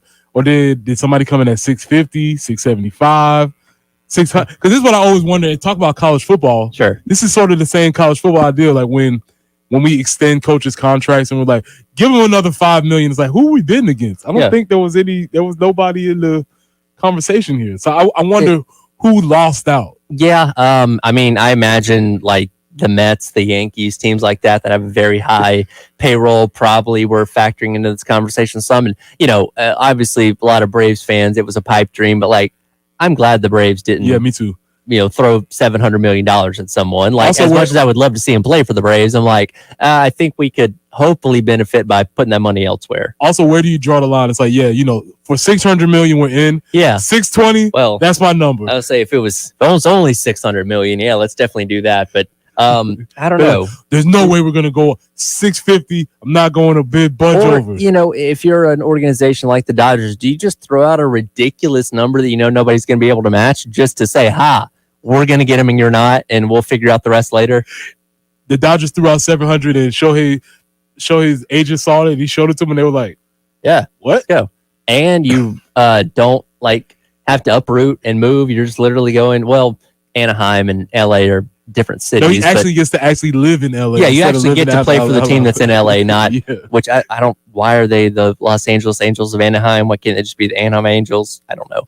But regardless, you don't have to go very far. I'll say that much. And one point that I saw that got brought up by some people on Twitter after this got announced is this is also a sigh of relief for a lot of people that cover Shohei Ohtani with Japanese media that literally moved to Anaheim to cover him on that team because I'm assuming, the most famous baseball player in the world right now just because of his, international appeal and Japan and everything like that. So there are reporters that only report on Shohei Ohtani in Anaheim because of what he was doing there. So they were like, oh God, I'm going to have to move to Boston or New York or something like that. They don't. They can still stay in LA. So not that factored into this decision, but I'm sure that was those guys were thankful for that. Yeah, probably. I'm sure they were like, whew, thank you. Yeah. We can actually move to LA. Right. And that's something else too that, and kind of looking at all the factors. Well, look, the Dodgers are obviously a great organization, have won the World Series a couple years ago, consistently in the mix when it comes to the playoffs. So he's going to an organization where he can finally play in the postseason for once, which is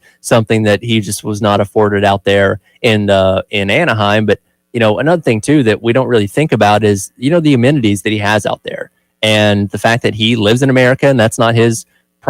English is not his first language. He uses a translator and all that kind of stuff. And I can only imagine the things that he has in his life out there that help him live more comfortably. That if he suddenly moved to New York, not that he couldn't find those things, but maybe not wanting to have to go through all that process again of like, hey, here's where I want to grocery shop and eat, and here are the people that I hang out with, and all that kind of stuff. Where in LA, it's like, I'll just go to the other side of town and play for a different team. Yeah, and that's one of the reasons why I think the Anaheim Angels felt like they had an opportunity, because they're like, we have everything you need right here. We can get everything. But he's like, nah, no thank you. I want to go play in the major leagues. Yeah. Instead of being over here on the minor league team. How many people in LA do you think they know? Like maybe before Ohtani and Trout were out there, like that knew that there's like another team. There's one team in LA. It's the Dodgers. I don't see very many people wearing Angels hats. There's a lot of Dodgers fans. That's going to be the thing. More fans of the Angels or the Chargers? Well, Bill Belichick still thinks it's the San Diego Chargers. Hey, I make that mistake too. Very frequently. I don't think. Yeah, it seemed like an unnecessary move. That one's not sticking for me. It's not. It's not sticking for me. And they're bad too. Anytime you watch one of their games, it's an away game because, why wouldn't you want to go to LA for a weekend? Hey, I'm a Detroit fan. Let me go out to LA for a couple days. Sure, why not? And suddenly you see nothing but Detroit blue in the stands instead of Charger blue or Navy blue or whatever it is, which is a shame. They have good uniforms. And they kind of mix like the throwback as well as like a new twist to it. But and Braden Staley, it's not going well out there. Yeah, I don't think this might be the end of the road for that. Yeah, but I'd seriously want to know if there are more Chargers fans or Angels fans out there in LA. Both pretty low on the totem pole because you have like Lakers, you have Dodgers, Rams probably at number 3. Then what, like Clippers, Trojans, then maybe like Angels and then Chargers. Am I right on that? I think the order sounds about right. Just know you got in the last 2 right. Yeah, they're at the bottom. There's no doubt about that. And again, if Southern Cal's good, people will find more interest in that than the B team with baseball and football. Yeah. So that's just something funny to think about. But yeah, and for Braves fans, if you want to win another World Series, you're probably going to have to go through the Ohtani Dodgers and Freddie Freeman and Mookie Betts and all those guys out there at some point. That's just the nature of the beast, unfortunately. Yeah, that's true. But again, and we've seen in baseball, it does you enough to win a lot of games. But baseball is so random. It does not guarantee you a wins in the postseason, and it definitely doesn't guarantee you a World Series. So I guess it's cool, but the jury's out. Even though I said if you were going to pay somebody who's going to get the biggest contract in baseball, it should be Shohei because of what he does on the field. He's amazing. Just for 10 years, nobody's going to be amazing for 10 years. And the thing about him mentioning him being a unicorn, because look, every good baseball player does it all growing up. They pitch, they catch, they play the field, catcher, whatever it may be. But it gets to a point, whether it be high school or when you get to college, where it's like, okay, you got to specialize in something. You are a great pitcher and a great hitter, but we think you're going to be a better pitcher, so you're going to do that. Think you're going to be a better hitter, so you're going to do that. It's not the same way in Japan. And look, there are plenty of Japanese players that come over here and play in the majors, but a lot of them are like, hey, well, you're better at this, so you're going to do this. But Ohtani's like, well, this guy's good at everything, so let's just let him do what he's good at. And again, it's an organization with the Angels. What did they have to lose? It's not like they were a top program or a top organization in Major League Baseball. Why not throw the guy out there and see what he can do? And, it essentially ended up being kind of a steal because not only was he your best hitter, he was one of your best pitchers too. And they milked that for all it was worth. Obviously, he ended up getting injured, and now he's moving on to the Dodgers. But, it's so cool. And I don't know if this is going to inspire others to do the same thing as well, or if we see a trend of, multifaceted guys coming to Major League Baseball in the next handful of years. But, it's cool to see somebody as unique as him be around in 2023. Yeah, that's what made it so awesome to watch him. And it was such an underreported story. And maybe because he's at the Dodgers now, people will pay a little bit more attention to what was happening, because it was so cool to see him pitching and catching. There was a clip that I saw on Twitter where he got hit as he was hitting, and obviously he has limited vocabulary. Sure, but he gets to first base and he looks at the pitcher and he goes, tomorrow. Because he's gonna be pitching tomorrow. So he's like, all right, I'll get you back tomorrow. And he was joking. From all indications, he seemed like he's a really good to have in the clubhouse, a good guy, and obviously. But the thing is that he just has to work through a translator. And so when you're talking about how big can he market, well,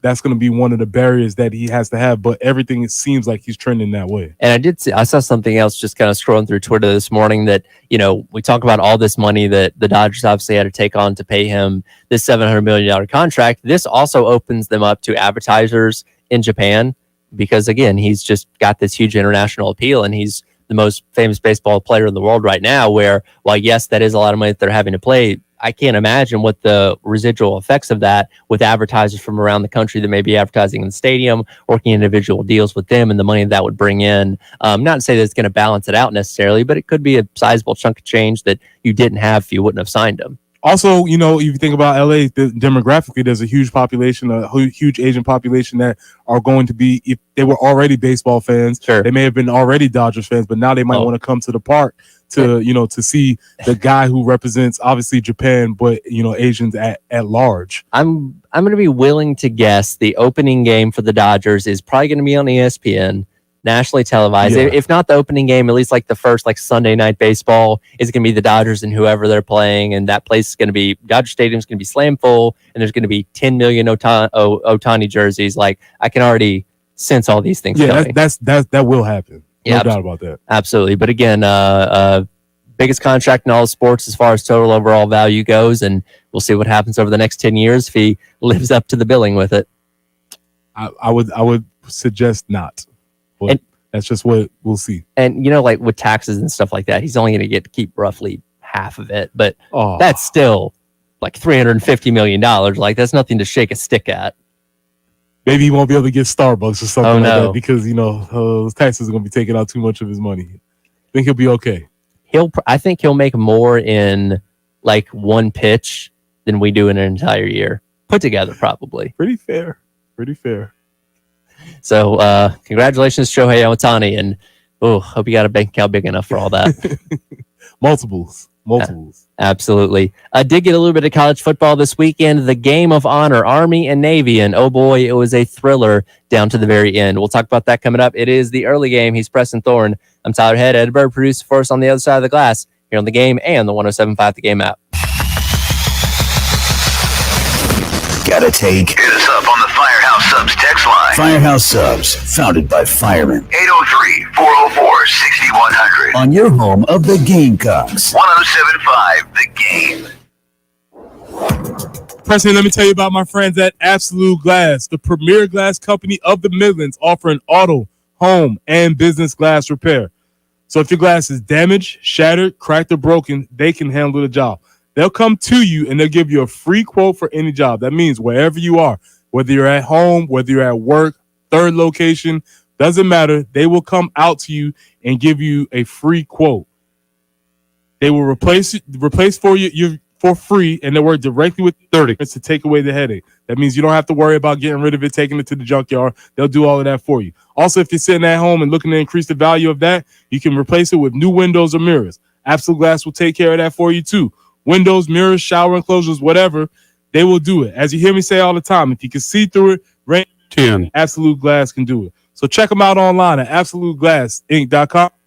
5. absoluteglassinc.com. Broadcasting live from the Herndon Chevrolet Studios. This is 107.5 The Game. A great selection of new Chevys is available now at Herndon Chevrolet. The lot is packed with inventory and more is on the way. So shop your hometown Chevy dealer today. Stop by or shop online today and see why Herndon Chevrolet makes you smile. Introducing Herndon Certified. Herndon Certified used vehicles are quality assured and come with our 60-day warranty, complete with nationwide coverage. Don't just buy a used car. Buy a Herndon Certified used car and drive with confidence, knowing Herndon's got you covered. Find your perfect pre-owned in-store or online at HerndonChevy.com. Herndon Chevrolet, Herndon makes you wanna smile, smile. Do you know the secret to losing up to 1 pound of fat every day? I'm Dr. Mark Bentley with Columbia Secret for Weight Loss, and I know the secret.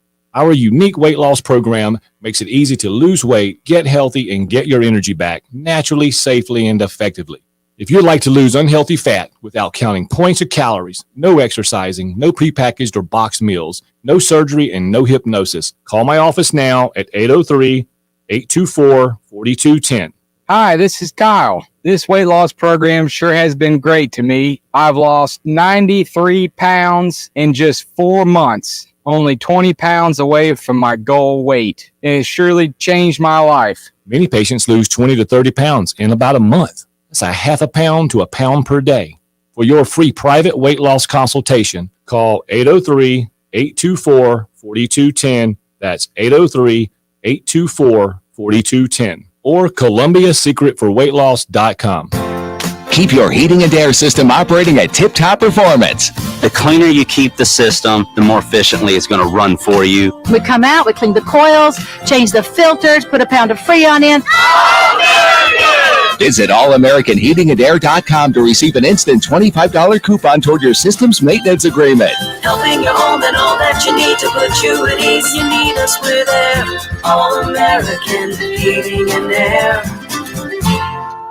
This is Larry Leitner, owner and founder of Midstate Roofing. And for nearly 30 years, we've continued to be the proven leader in the roofing and waterproofing industry. Midstate Roofing's proven history is your assurance that our professionals at Midstate Roofing will provide the proper advice, service, and results to the needs of your facility in a manner both safe and pleasing to your operation. From high-rise to hospitals, manufacturing to industrial, Midstate Roofing designs and installs bonded systems with a protective guarantee that will keep your operation dry and running long into the future. 24 hours a day, 7 days a week. And this is Blake Leitner, reminding you to protect that roof with a maintenance contract. Call me today at 803-356-1919 or online at midstateroofing.com. That's midstateroofing.com. You'll speak to an on-call technician after hours or a Midstate Roofing staff member during hours at 803-356-1919 or online at midstateroofing.com. And as always, tell them Midstate Twins. If you have a leak, let Midstate Roofing take a peek. WIS-TV First Alert Traffic is sponsored by Wetzel's Automotive in West Columbia. Wetzel'sAuto.com. Take a look at your traffic around the Midlands for your ride in this morning. Getting a little bit more busy out there now. Accident to report out at 378 and Lower Richland Boulevard. Another accident at Trenholm Road and North Beltline Boulevard. And then still working that accident out there at, actually that's going to be some road construction out there near I-20 westbound. Do have another accident to report though. This one out at Old Cherokee Road and Old Chapin Road. Usual construction delays going down through Malfunction Junction, and one more accident just popping up here. This one at I-77 and the Veterans Memorial Freeway right there at Garner's Ferry Road. Proceed with caution. Have a great rest of your Monday.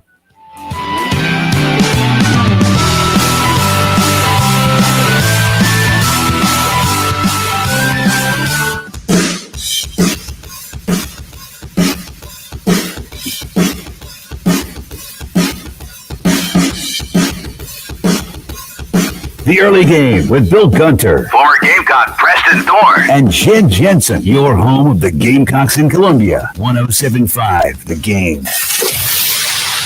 Also heard on 100.3 The Game in Myrtle Beach and 100.5 The Game in Florence. Now straight ahead, Levitai did not get there, I don't think. Or did he? It's going to end on the 1 foot line. No indication. 1 second on the clock. They shoved, then there's a push. If the runner was short of the goal line, the first down for Army. Army takes over for 3 seconds. at about the 1 foot line. Welcome back in. It is the Early Game. Tyler Preston, Ed Bird along with you on this Monday morning. That was the call on CBS. Brad Nessler, Gary Danielson. That's how the Army-Navy game ended. 17-11 win for Army, who was the 2.5-point favorite. It came down to a goal line stand on the 1 yard line in the waning seconds there. And the old tush push didn't work for the midshipmen. As it shouldn't have. In the game of honor, with all of these honorable men honoring our country, service, I am glad the game wasn't cheapened by such a weak play. So you are definitely in the camp that does not want to see it get it out utilized anymore. Also, they tried it from pretty far. They were about 3 yards out. That was interesting. Yeah, it wasn't necessarily right on the goal line. They had a couple yards to go, and it was very close. Yes. It was kind of one of those. The call on the field was going to stand for Levitai, who ignited Navy's offense when he came in there. They were struggling with our line and hiding right before that. Levitai, who's started so many times this year, got the start against Notre Dame in week number 1, got injured a couple times this year and had to kind of be on and off the bench a few times, but came in, really sparked that offense and made it a competitive game because it looked like Army was going to ultimately end up running with it away with that one. And, you put the ball in his hands there on the last play. And again, just not quite enough. If they would have rolled it a touchdown on the field, I don't see how you would have overturned it, but comes up just short. And that's how the game ends. Yeah. Were you watching it live? I was. Did you think that he was in, or I did not? You did not think? No, he was in? I didn't think he was in either, but I didn't know what they were going to call. I thought it was short, but it's one of the things we have just a scrum of people all around. You don't really know where the ball is.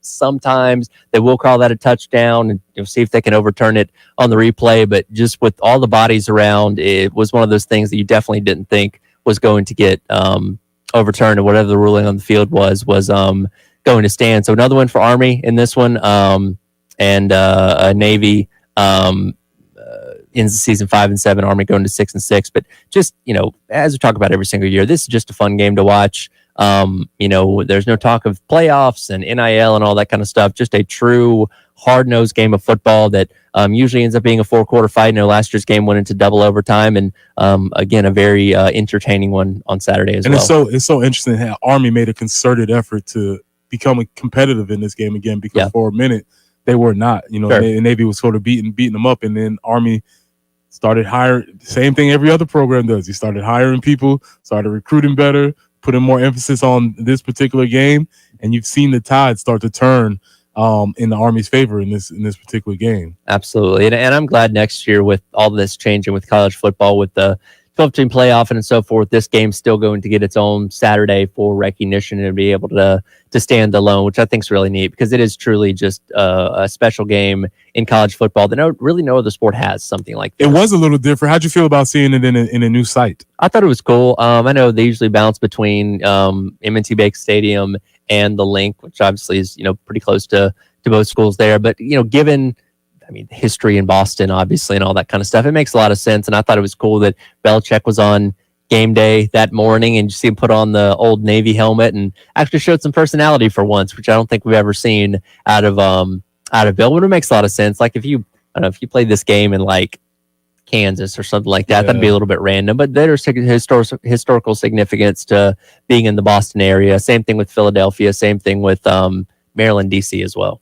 I believe I think they said it was a 5-year rotation where they'll be rotating amongst the stadiums. So they'll be rotating again. But like you said, all of those sites made place. It was just different because I think I'm kind of used to seeing it at the Link. Yep. But all of these stadiums, they all have something to offer. And then obviously you bring in all the cadets. Sure. You bring in the civilians. And it's just a charged atmosphere. It's really cool. It is. And look, they always have the great video packages and always tell you the stories of, individual soldiers and stuff like that. And they had a great piece on Game Day about one of the ones that had passed away just a couple weeks ago. And, those are always the tearjerker type things that really get you in your feels a little bit there. But, it's a great game. And I'm glad that even with all that's changing in college football, we're still going to have this great tradition. Those two teams are actually going to be conference opponents next year with the Army joining the American Athletic Conference, but this game will not be a conference game. So they will run through their conference slate, and this game will exist independently on its own, as it should continue to be on Army Navy Saturday. You just made me think. Every time you used to see Tom Rinaldi show up, you're like, oh boy, here we go. Here we go. Let me. Well, now it's like Jen Latta does it. She's fine. She's fine, but Tom Rinaldi is something in the quality of his voice, and you're like, Gene Wojnarowski also had a couple that like really got you. But yeah, when you heard Tom Rinaldi, deep in the backwoods of Mississippi sits the Smith family or something like that. Oh my God, this kid plays for Ole Miss and his grandmother died or something like that, and it's gonna be a tragic story. But you knew what to expect on a Saturday morning when Rinaldi got one of those things cranked up. For sure. But it was actually a pretty good game, a quality game. And like I said, I didn't see it coming to the end, but I saw them lining up for that tush push. I was watching the clock. I'm watching them trying to get sorted out, and I thought they were gonna get in, but I didn't think they were in at the time. Which, again, like I said, if it's been very clear, if you've been listening to this show, I'm not a fan of the tush push. So as a defensive lineman, how do you go about defending something like that, or is there nothing you can do? It doesn't seem like there's a lot that you can do. You can try and go low, and you're going to try and go low anyway and take out somebody's legs. You're going to try and jump the snap. You pretty much know that they're going on one. Sure. So you're going to try and go on a half a snap. You're going to try and just get a little bit of edge. So maybe you can get a little bit of leverage, but there's really going to be no standing up to it because it's just simple math. If you're 300 and he's 300, you might have a fair chance. But then if another 200 comes behind that with force, it's going to be very difficult for you to hold up on that. What team was best at running QB sneaks back when you played? I don't think I have any specific data. I don't really think it was till obviously leave it up to Belichick and Brady to find a way to find a nuance in running the quarterback sneak play. But I think those guys really got it down to a science. I feel like when I played, it was more just basically scrum. You just hike the ball and you try and just get a couple yards forward. But I would always know, and I would always tell as a coach, and I think I was coached for me, is that if you're a defensive lineman and you're back within 5 yards, what's the penalty for jumping off sides? Sure. There is none, right? Yep. What are you going to move it half the distance to the goal? Just an inch forward. So, yeah, every time you're going to try and cheat, and if they call it offsides, well, it doesn't matter. So, sure. Fine. Speaking of offsides, that's a perfect transition there. What do you know? We had a little bit of controversy, or maybe not controversy, in one of the biggest games of the weekend in the NFL. We'll get to that coming up and hear from some of the people involved and those that are not so pleased about it coming up. It is the early game. He's Preston Thorne. I'm Tyler Head, Ed Bird, producing on the other side of the glass here on the game in the 107.5 The Game app. Yes, that phone in your pocket or purse will keep you in touch with your family and friends. It will take great selfies of you on amazing adventures or just this morning's breakfast. And it's pretty good in case of an emergency. But the single most important function of your phone is the game. But both defenses have been this year. What's so funny? A noise. You can listen anywhere. Just go to iTunes or Google Play and download the Game app now. You've been hearing us talking about it. We are in a giving mood. We're always in a giving mood here on the Game, but we're especially in a giving mood now that we're getting closer and closer to Christmas. the 12 days of Christmas. More specifically, you heard us at the end of last week. We gave away some men's basketball tickets, women's basketball tickets, even gave away a signed Spencer Rattler t-shirt. I gave away a pair of tickets to the men's basketball game against Charleston Southern a little bit earlier on this morning. And we're going to continue to give away plenty of things over the course of these next couple of 12 days to Christmas. So keep it locked right here on the game all day long, on the early game, on the extra point, on the halftime show, on the afternoon show, because we're going to be giving away plenty of things, including more tickets as these days rolls along as a part 10 of the game, 12 Days of Christmas.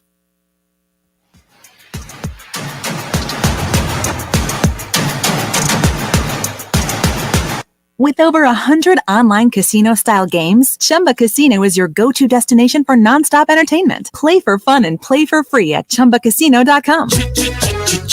No purchase necessary. VGW Group. Void where prohibited by law. See terms and conditions. 18+. What you're talking about. Sponsored by Love Chevrolet, where saving is always the name of the game. The lowest price, guaranteed, or they'll pay you $1,000. South Carolina's #1 volume Chevy dealer. I-26 at Harbison and at lovechevy.com. Find new roads. Hey, y'all. Jay Phillips here from my good friends at Dan's Fan City in Harbison. Ceiling fans don't sound like something you think about a lot because you don't really need to, but when you've got good ones, they work so well, keeping energy costs down and your comfort level up. All kinds of fans at Dan's Fan City, big to small and quiet, quality fans. They have accessories and light kits, fan blades, and more. Stop by and see them soon. Harbison Boulevard next to Total Wine, or call Dan's Fan City, 781-FANS. You'll be glad you did. Do you know the secret to losing up to 1 pound of fat every day? I'm Dr. Mark Bentley with Columbia Secret for Weight Loss, and I know the secret. Our unique weight loss program makes it easy to lose weight, get healthy, and get your energy back naturally, safely, and effectively. If you'd like to lose unhealthy fat without counting points or calories, no exercising, no prepackaged or boxed meals, no surgery, and no hypnosis, call my office now at 803-824-4210. Columbia's Secret for Weight Loss changed my life. I've lost over 50 pounds, and now I have metabolic flexibility. To me, this program is more than just about fat loss. It's about a lifestyle. Throughout this program, the guidance and accountability help create a pathway to a healthier, better me. Many patients lose 20 to 30 pounds in about a month. That's a half a pound to a pound per day. For your free private weight loss consultation, call 803-824-4210. That's 803-824-4210. Or ColumbiaSecretForWeightLoss.com. Just how does a car repair shop last in business for over 50 years like Sunneth Automotive? By providing affordable, reliable, and honest auto repair. But if you ask them, they'll tell you it's their loyal customers who come back time and time again to entrust them with their car repairs. Well-trained technicians, service packages, and monthly specials. Isn't it time you became a customer? Give them a call or come by at 1410 North Millwood Avenue or make an appointment at SunnethAuto.com. Fall is officially here. Crisp mornings, breezy evenings, offering relief from the hot summer. But for some older folks, it also means it's time to fire up the heat. AAA Heating and Air wants to help our seniors make sure their heating systems are in tip-top shape for changing weather. That is why AAA Heating and Air is offering complimentary unit checkups to all senior citizens in our service area. If you are 62 years or older, call AAA Heating and Air at 803-677-1500 to schedule your appointment today and tell them Bill Gunner sent you. AAA Air when you need us. AAA Heating and Air. Hit us up on the Firehouse Subs text line, 803-404-6100. Your home of the Gamecocks in Columbia, 107.5 The Game. Also heard on 100.3 The Game in Myrtle Beach and 100.5 The Game in Florence. WIS-TV First Alert Traffic is sponsored by Wetzel's Automotive in West Columbia. Wetzel'sAuto.com. It's getting busy out there on the roadways as we're getting later on in the morning. Still have that accident out at 378 and Lower Richland Boulevard, and another accident right there at I-77 and Garner's Ferry Road. So be careful if you're getting off at that exit. Objects in the roadway out at Bush River Road and Lake Murray Boulevard. That was being reported as an accident a little bit earlier. Another accident at Old Cherokee Road and Old Chapin Road, and then another one at Hardscrabble and Jasmine Place Drive. Final one, Trenholm Road and North Beltline Boulevard as well. Take a look at your weather real quick. We're still pretty cold here, sitting at 39 degrees, high of 54 today with sunshine as the day goes along. Have a great rest of your drive in and a great rest of your Monday as well.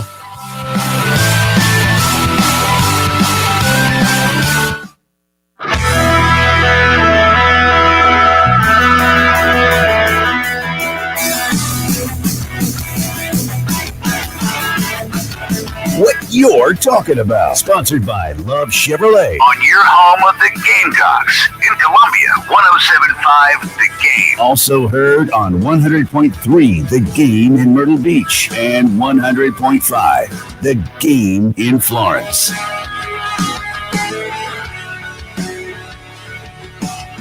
Here they come again. There's a flag down at the line of scrimmage as the pass is to an open Travis Kelce, who flings it back over to Tony. My goodness, this is going for a touchdown. This is not. It was almost cool. It was almost a touchdown. Calling CBS there, Jim Nance and Tony Romo back on the early game here. Tyler Head, Preston Thorne, Ed Bird on the other side of the class. We thought that was maybe a game-winning touchdown for the Chiefs in the waning minutes, taking on the Bills last night at Arrowhead Stadium. Then you look and there was a flag on the field. And it came back, and that ultimately ended the game. 20-17 win for the Bills. And folks in Kansas City, not too happy with Kadarius Toney this morning. Well, they're not too happy. They should not be happy with Kadarius Toney. Unfortunately, they've positioned all of their ire towards the referees for making the call that they were supposed to make. And it's not just the fan base. Patrick Mahomes himself also being vocal against the officiating in this game. Here's what he had to say last night. To take the game into his hands over a call like that, it doesn't affect the play at all. Didn't affect anything. I mean, it's just tough, man. And like I said, man, that's a Hall of Fame tight end making a Hall of Fame play that won't be shown because we threw a flag for offensive offsides. And so it takes away from not only this game and this season, but from a legendary career that Travis has had. And I mean, that hurts me because I know how hard he works for it. I like Patrick Mahomes. What? What are you talking about? What are we talking about? This play is going to directly affect Travis Kelce's legacy because it got called back. Like, I understand the frustration of losing the game. I understand a great play that should have won you the game ultimately gets called back. It was still a penalty. Kadarius Toney very clearly lined up offsides. Like, we're not. It's not a judgment. It's not a judgment. It wasn't subjective. He literally was. There's a line. Yeah. And you cannot line up past this line. He was past the line. And they're like, well, it had nothing to do with the play. I don't care. What are you talking about? That's one of the most basic things. Line up properly. How often do we see on punt returns blocks in the back that have nothing to do with the return? Happens on the other side of the field. Guess what? It gets called because you're still in the field and still did something that is not allowed. So that's why the penalty was thrown. Yeah, but even that is still a subjective thing, right? Sure. You can still, whatever. This is not subjective. It is objectively said the rules state they have to be on this side of the neutral zone, this side of the neutral zone. In fact, if you want to be very clear about it, Patrick, the play probably should have never happened. Right. We shouldn't even allow the play. The flag was, it's not as if the referee held the flag in his pocket, waited till Travis Kelce made an awesome play, then decide, oh yeah, he wasn't. No, he threw the flag. There was a flag on the play, so this thing was discontinued from the beginning, regardless. Yeah, no, and look, we all know the officiating in the NFL is not great, but I don't blame them for calling what was a penalty. I mean, what else are you supposed to do there? And yeah, you never want to see those things affect the outcome of games, but if somebody is breaking the rule, then you do have to call a penalty for it. And that's the situation that happened there. But you know, I don't think all this anger and frustration is specifically about the situation. I think it's collectively been a tough season for Kansas City. And obviously they're ones that after winning another Super Bowl are often thought of as the best team in the NFL. They're at 8-5 right now.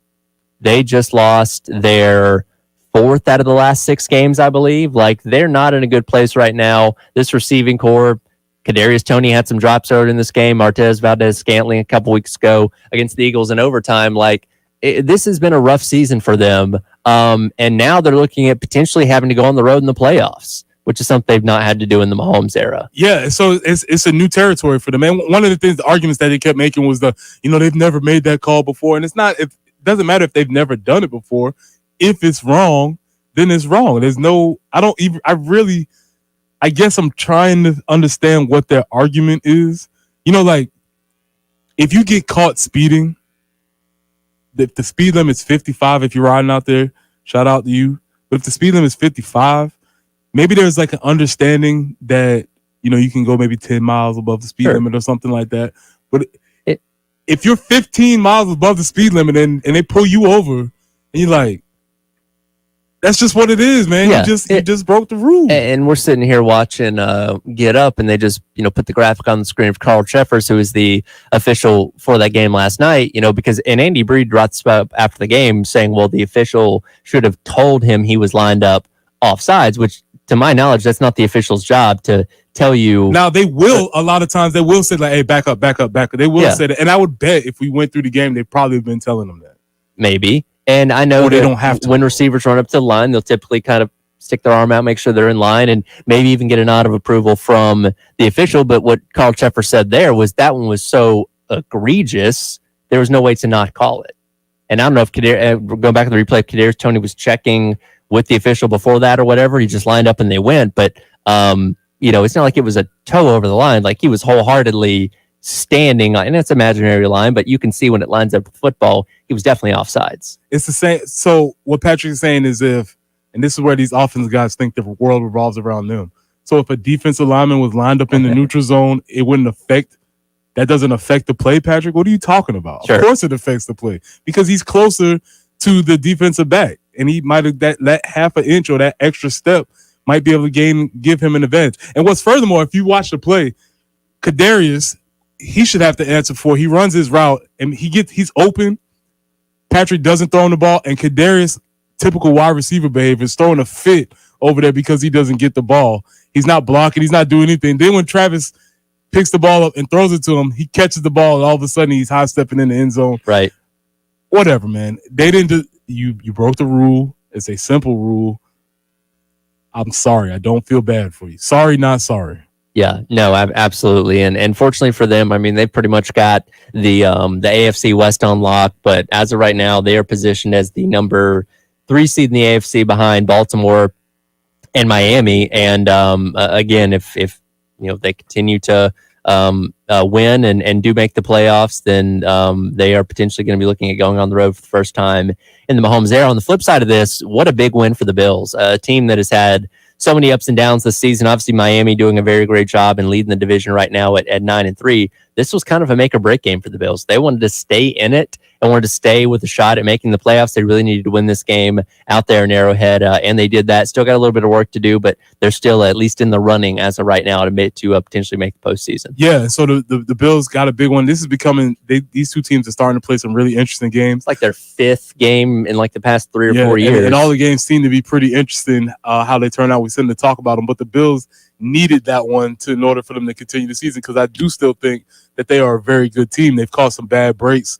They haven't won some games that maybe they're supposed to, but they probably would fall into the category of we don't want to see those guys in the playoffs because they're going to be a lower seed, and an upper seed is going to probably have to play them, and they're not going to be excited about seeing them. Absolutely. Speaking of lower seeds and higher seeds, a little bit of change out in the NFC East last night. Dallas handling Philadelphia pretty easily last night on Sunday Night Football, and now taking the lead in the NFC East, which bumps Philadelphia out of the top 4 seeds in the NFC for right now. Well, there's a lot of people that are very happy right now, and a lot of people who are very upset because the Cowboys, always great TV because they have such a strong fan base. Sure. That if their fans love them, and then those people don't love their fans. So there's a lot of stuff going on, but they handle Philly pretty easily. And shout out to the kid Gilly.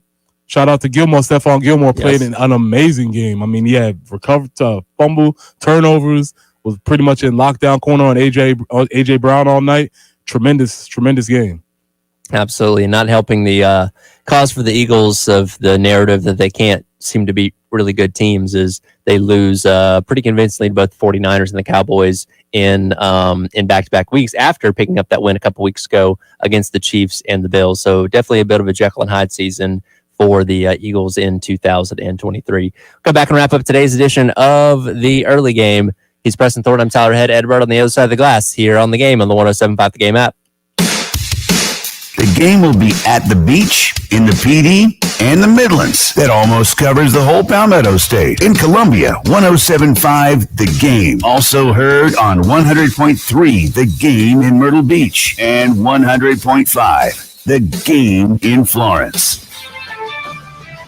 This is Boomer Science with the CBS Sports Minute, sponsored by FanDuel Sportsbook. Make every moment more. LSU quarterback Jaden Daniels won the Heisman Trophy Saturday night and visited our NFL Today set yesterday. He's a very nice young man who seems ready for his next challenge. At 6'4", Daniels is tall enough for the NFL, but he'll need to add another 10 to 15 pounds, at least in my eyes. I'm Boomer Science. CBS Sports Radio.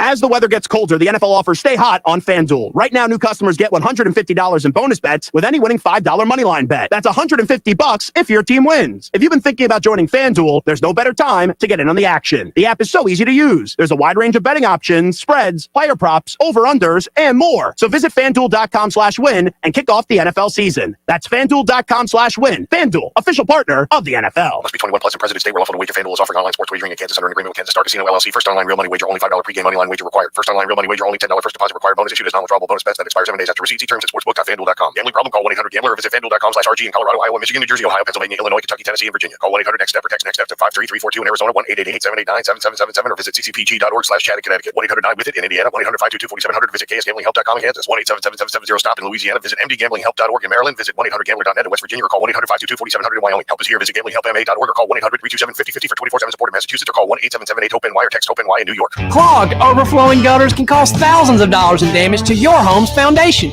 Canty Foundation can replace your gutters and save you money. Canty installs gutter shutter. Call us today for your free inspection. Canty can fix it. Having a reliable gutter system is essential to protecting your home's interior and exterior. Heavy rain can unleash gallons of water onto your home, and poorly maintained or leaky gutters could lead to roofing, siding, and water damage that is expensive to repair or replace. Online at candygutters.com. The lottery is not about getting rich. It's about helping people, and it always has been.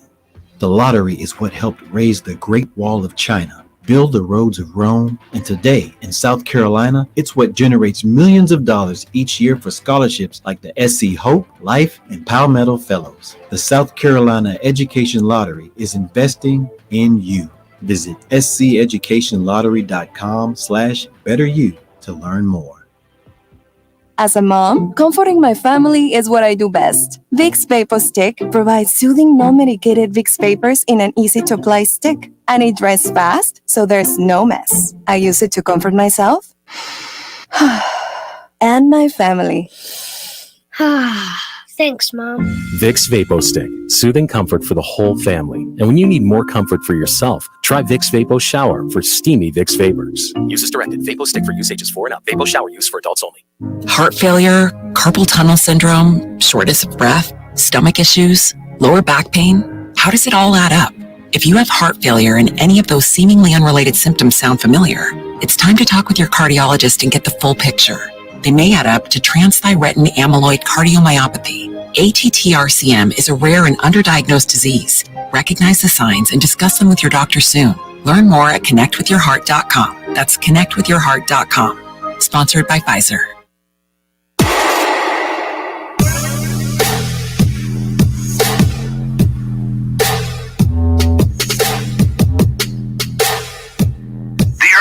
Early game with Bill Gunter, former Gamecock Preston Thorne, and Jen Jensen. Your home of the Gamecocks in Columbia, 107.5 The Game. Also heard on 100.3 The Game in Myrtle Beach and 100.5 The Game in Florence.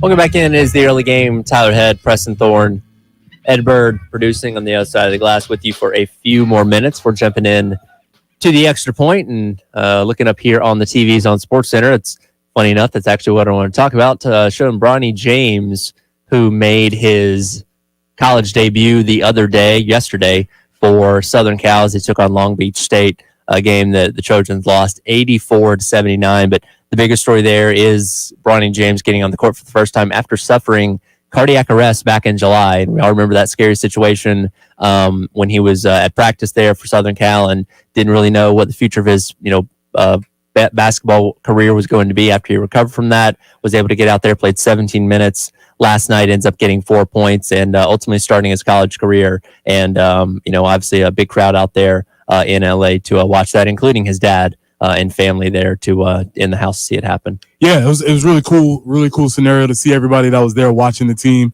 congratulations to him for making that recovery and having the courage to get back on the court and do that. And it's just odd because we've obviously grown up with LeBron. We've seen LeBron go through this stage. We've seen Bronny grow up, and we've seen him play. But LeBron's not washed. No, he's not. And that's the strange part about this. It's like usually if you see somebody's celebrity dad, they're either one, they're probably not playing, but two, maybe if they are, they're definitely washed. Sure. And LeBron is not, and that's so strange to me. Yeah, absolutely. And LeBron has said for the longest time that he'd love to get the opportunity to play alongside of his son. And if he, holds out for a couple more years, that's a very realistic possibility. Now, I don't think Bronny's going to be a one and done guy, especially when we're talking about these health problems. So it could be a couple more years before he ends up in the league. But I think there's a very realistic possibility that father and son could be playing against each other in the NBA here in a couple of years. And then, hey, props to the Lakers. They won the NBA in-season tournament on Saturday night out there in Vegas. And then obviously for LeBron to see his son play on Sunday. Very good weekend in the James household. Yeah, awesome weekend. Also, I wonder if Bronny's going to get, does he get any piece of that $500K that they got as the, the $500K was the celebratory, was the trophy. We've talked money so much this morning. What does LeBron do with just an extra $500K? Where does that go? Because he makes, I don't even know what his net worth is right now. It's absurdly high. Yeah, listen, I don't know what your net worth has to be where $500K doesn't affect it. But I'm sure he can figure out a way to handle it. I don't know whether that's an extra this or an extra that, or he's looking around his house. He got to get some things repaired. He's looking at the blinds like, I got to get some new windows or whatever. I don't know, but that's where the $500K is not for LeBron.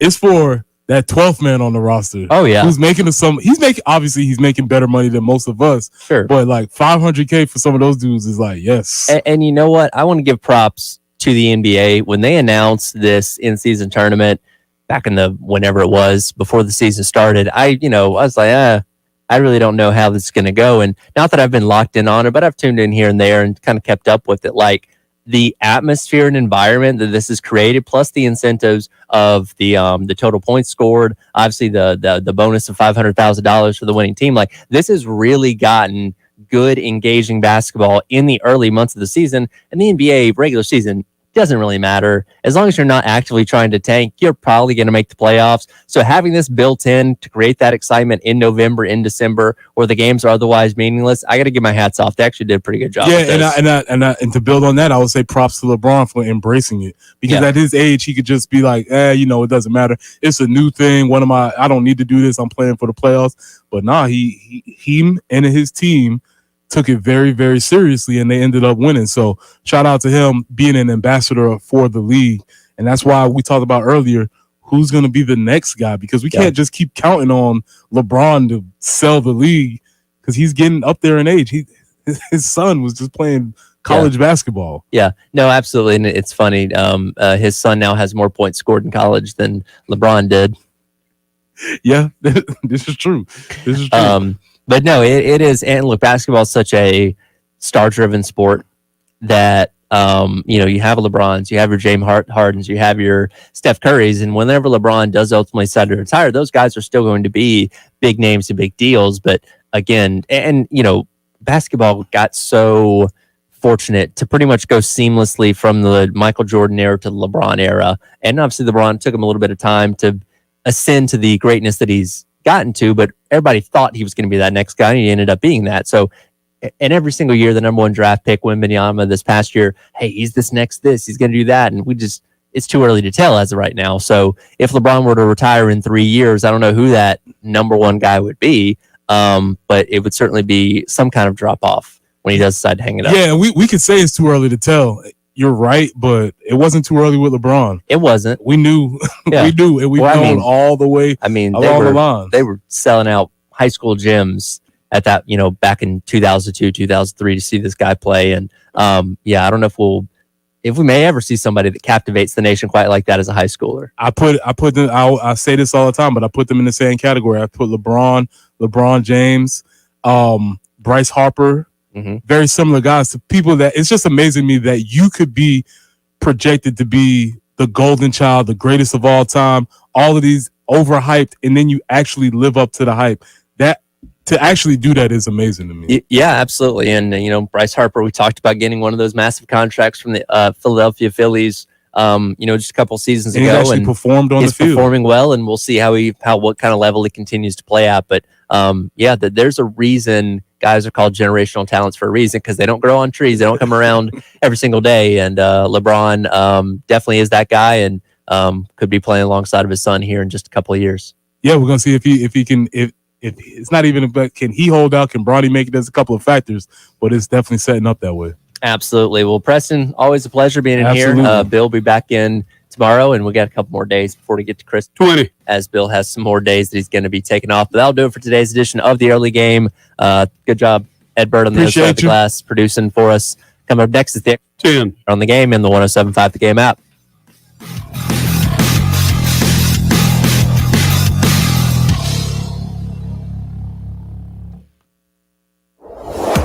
Oh, football season may be winding down, but plenty of football to still take in, including coming up tonight. Got Monday Night Football. Miami Dolphins taking on the Tennessee Titans.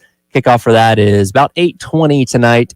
You'll be able to listen to that right here on the game. Pre-game coverage starting at 7:30 as the NFL season winds closer and closer to its end. Only a couple more weeks to go in the regular season, but excited to watch and listen to tonight as see if the Miami Dolphins can continue their run as one of the best offenses in all of the NFL, and if the Titans can find their footing in what's been an up and down season for them. So again, Monday Night Football coming up tonight. Dolphins and Titans pregame coverage starting at 7:30. Kickoff just around 8:20. You'll be able to listen to right here on the game and the 107.5 The Game app.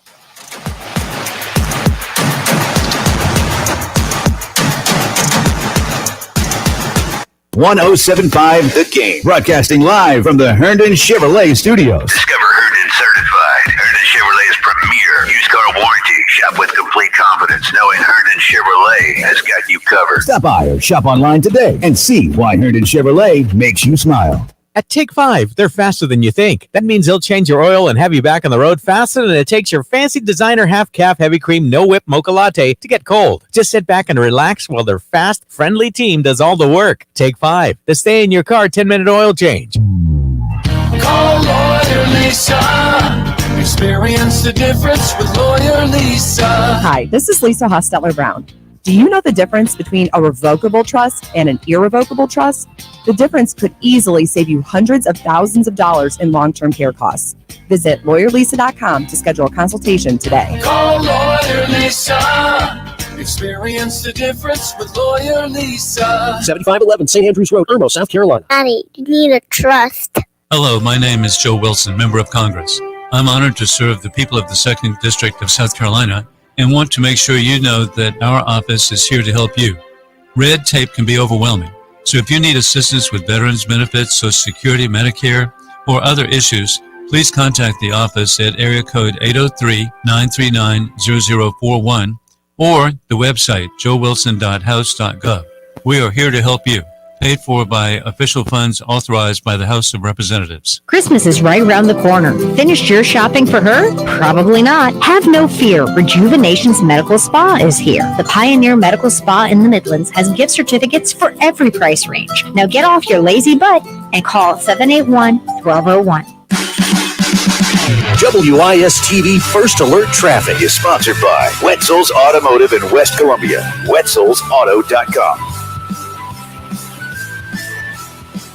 All right, time to take one last look at your traffic around the Midlands for your ride in this morning. Still working a couple of different accidents. One going to be out at 378 and Lower Richmond Boulevard. Another accident. This one going to be out at Old Cherokee Road and Old Chapin Road. This new accident to report now. Let's see where this one pops up at. This one going to be at Hartscrabble Road and Jasmine Place Drive. Another one a little bit closer to the city at Trenholm Road and North Beltline Boulevard. And, of course, you have your usual construction delays working through the area of Malfunction Junction. So proceed with caution as you drive in this morning. Still pretty cold today, or pretty cold as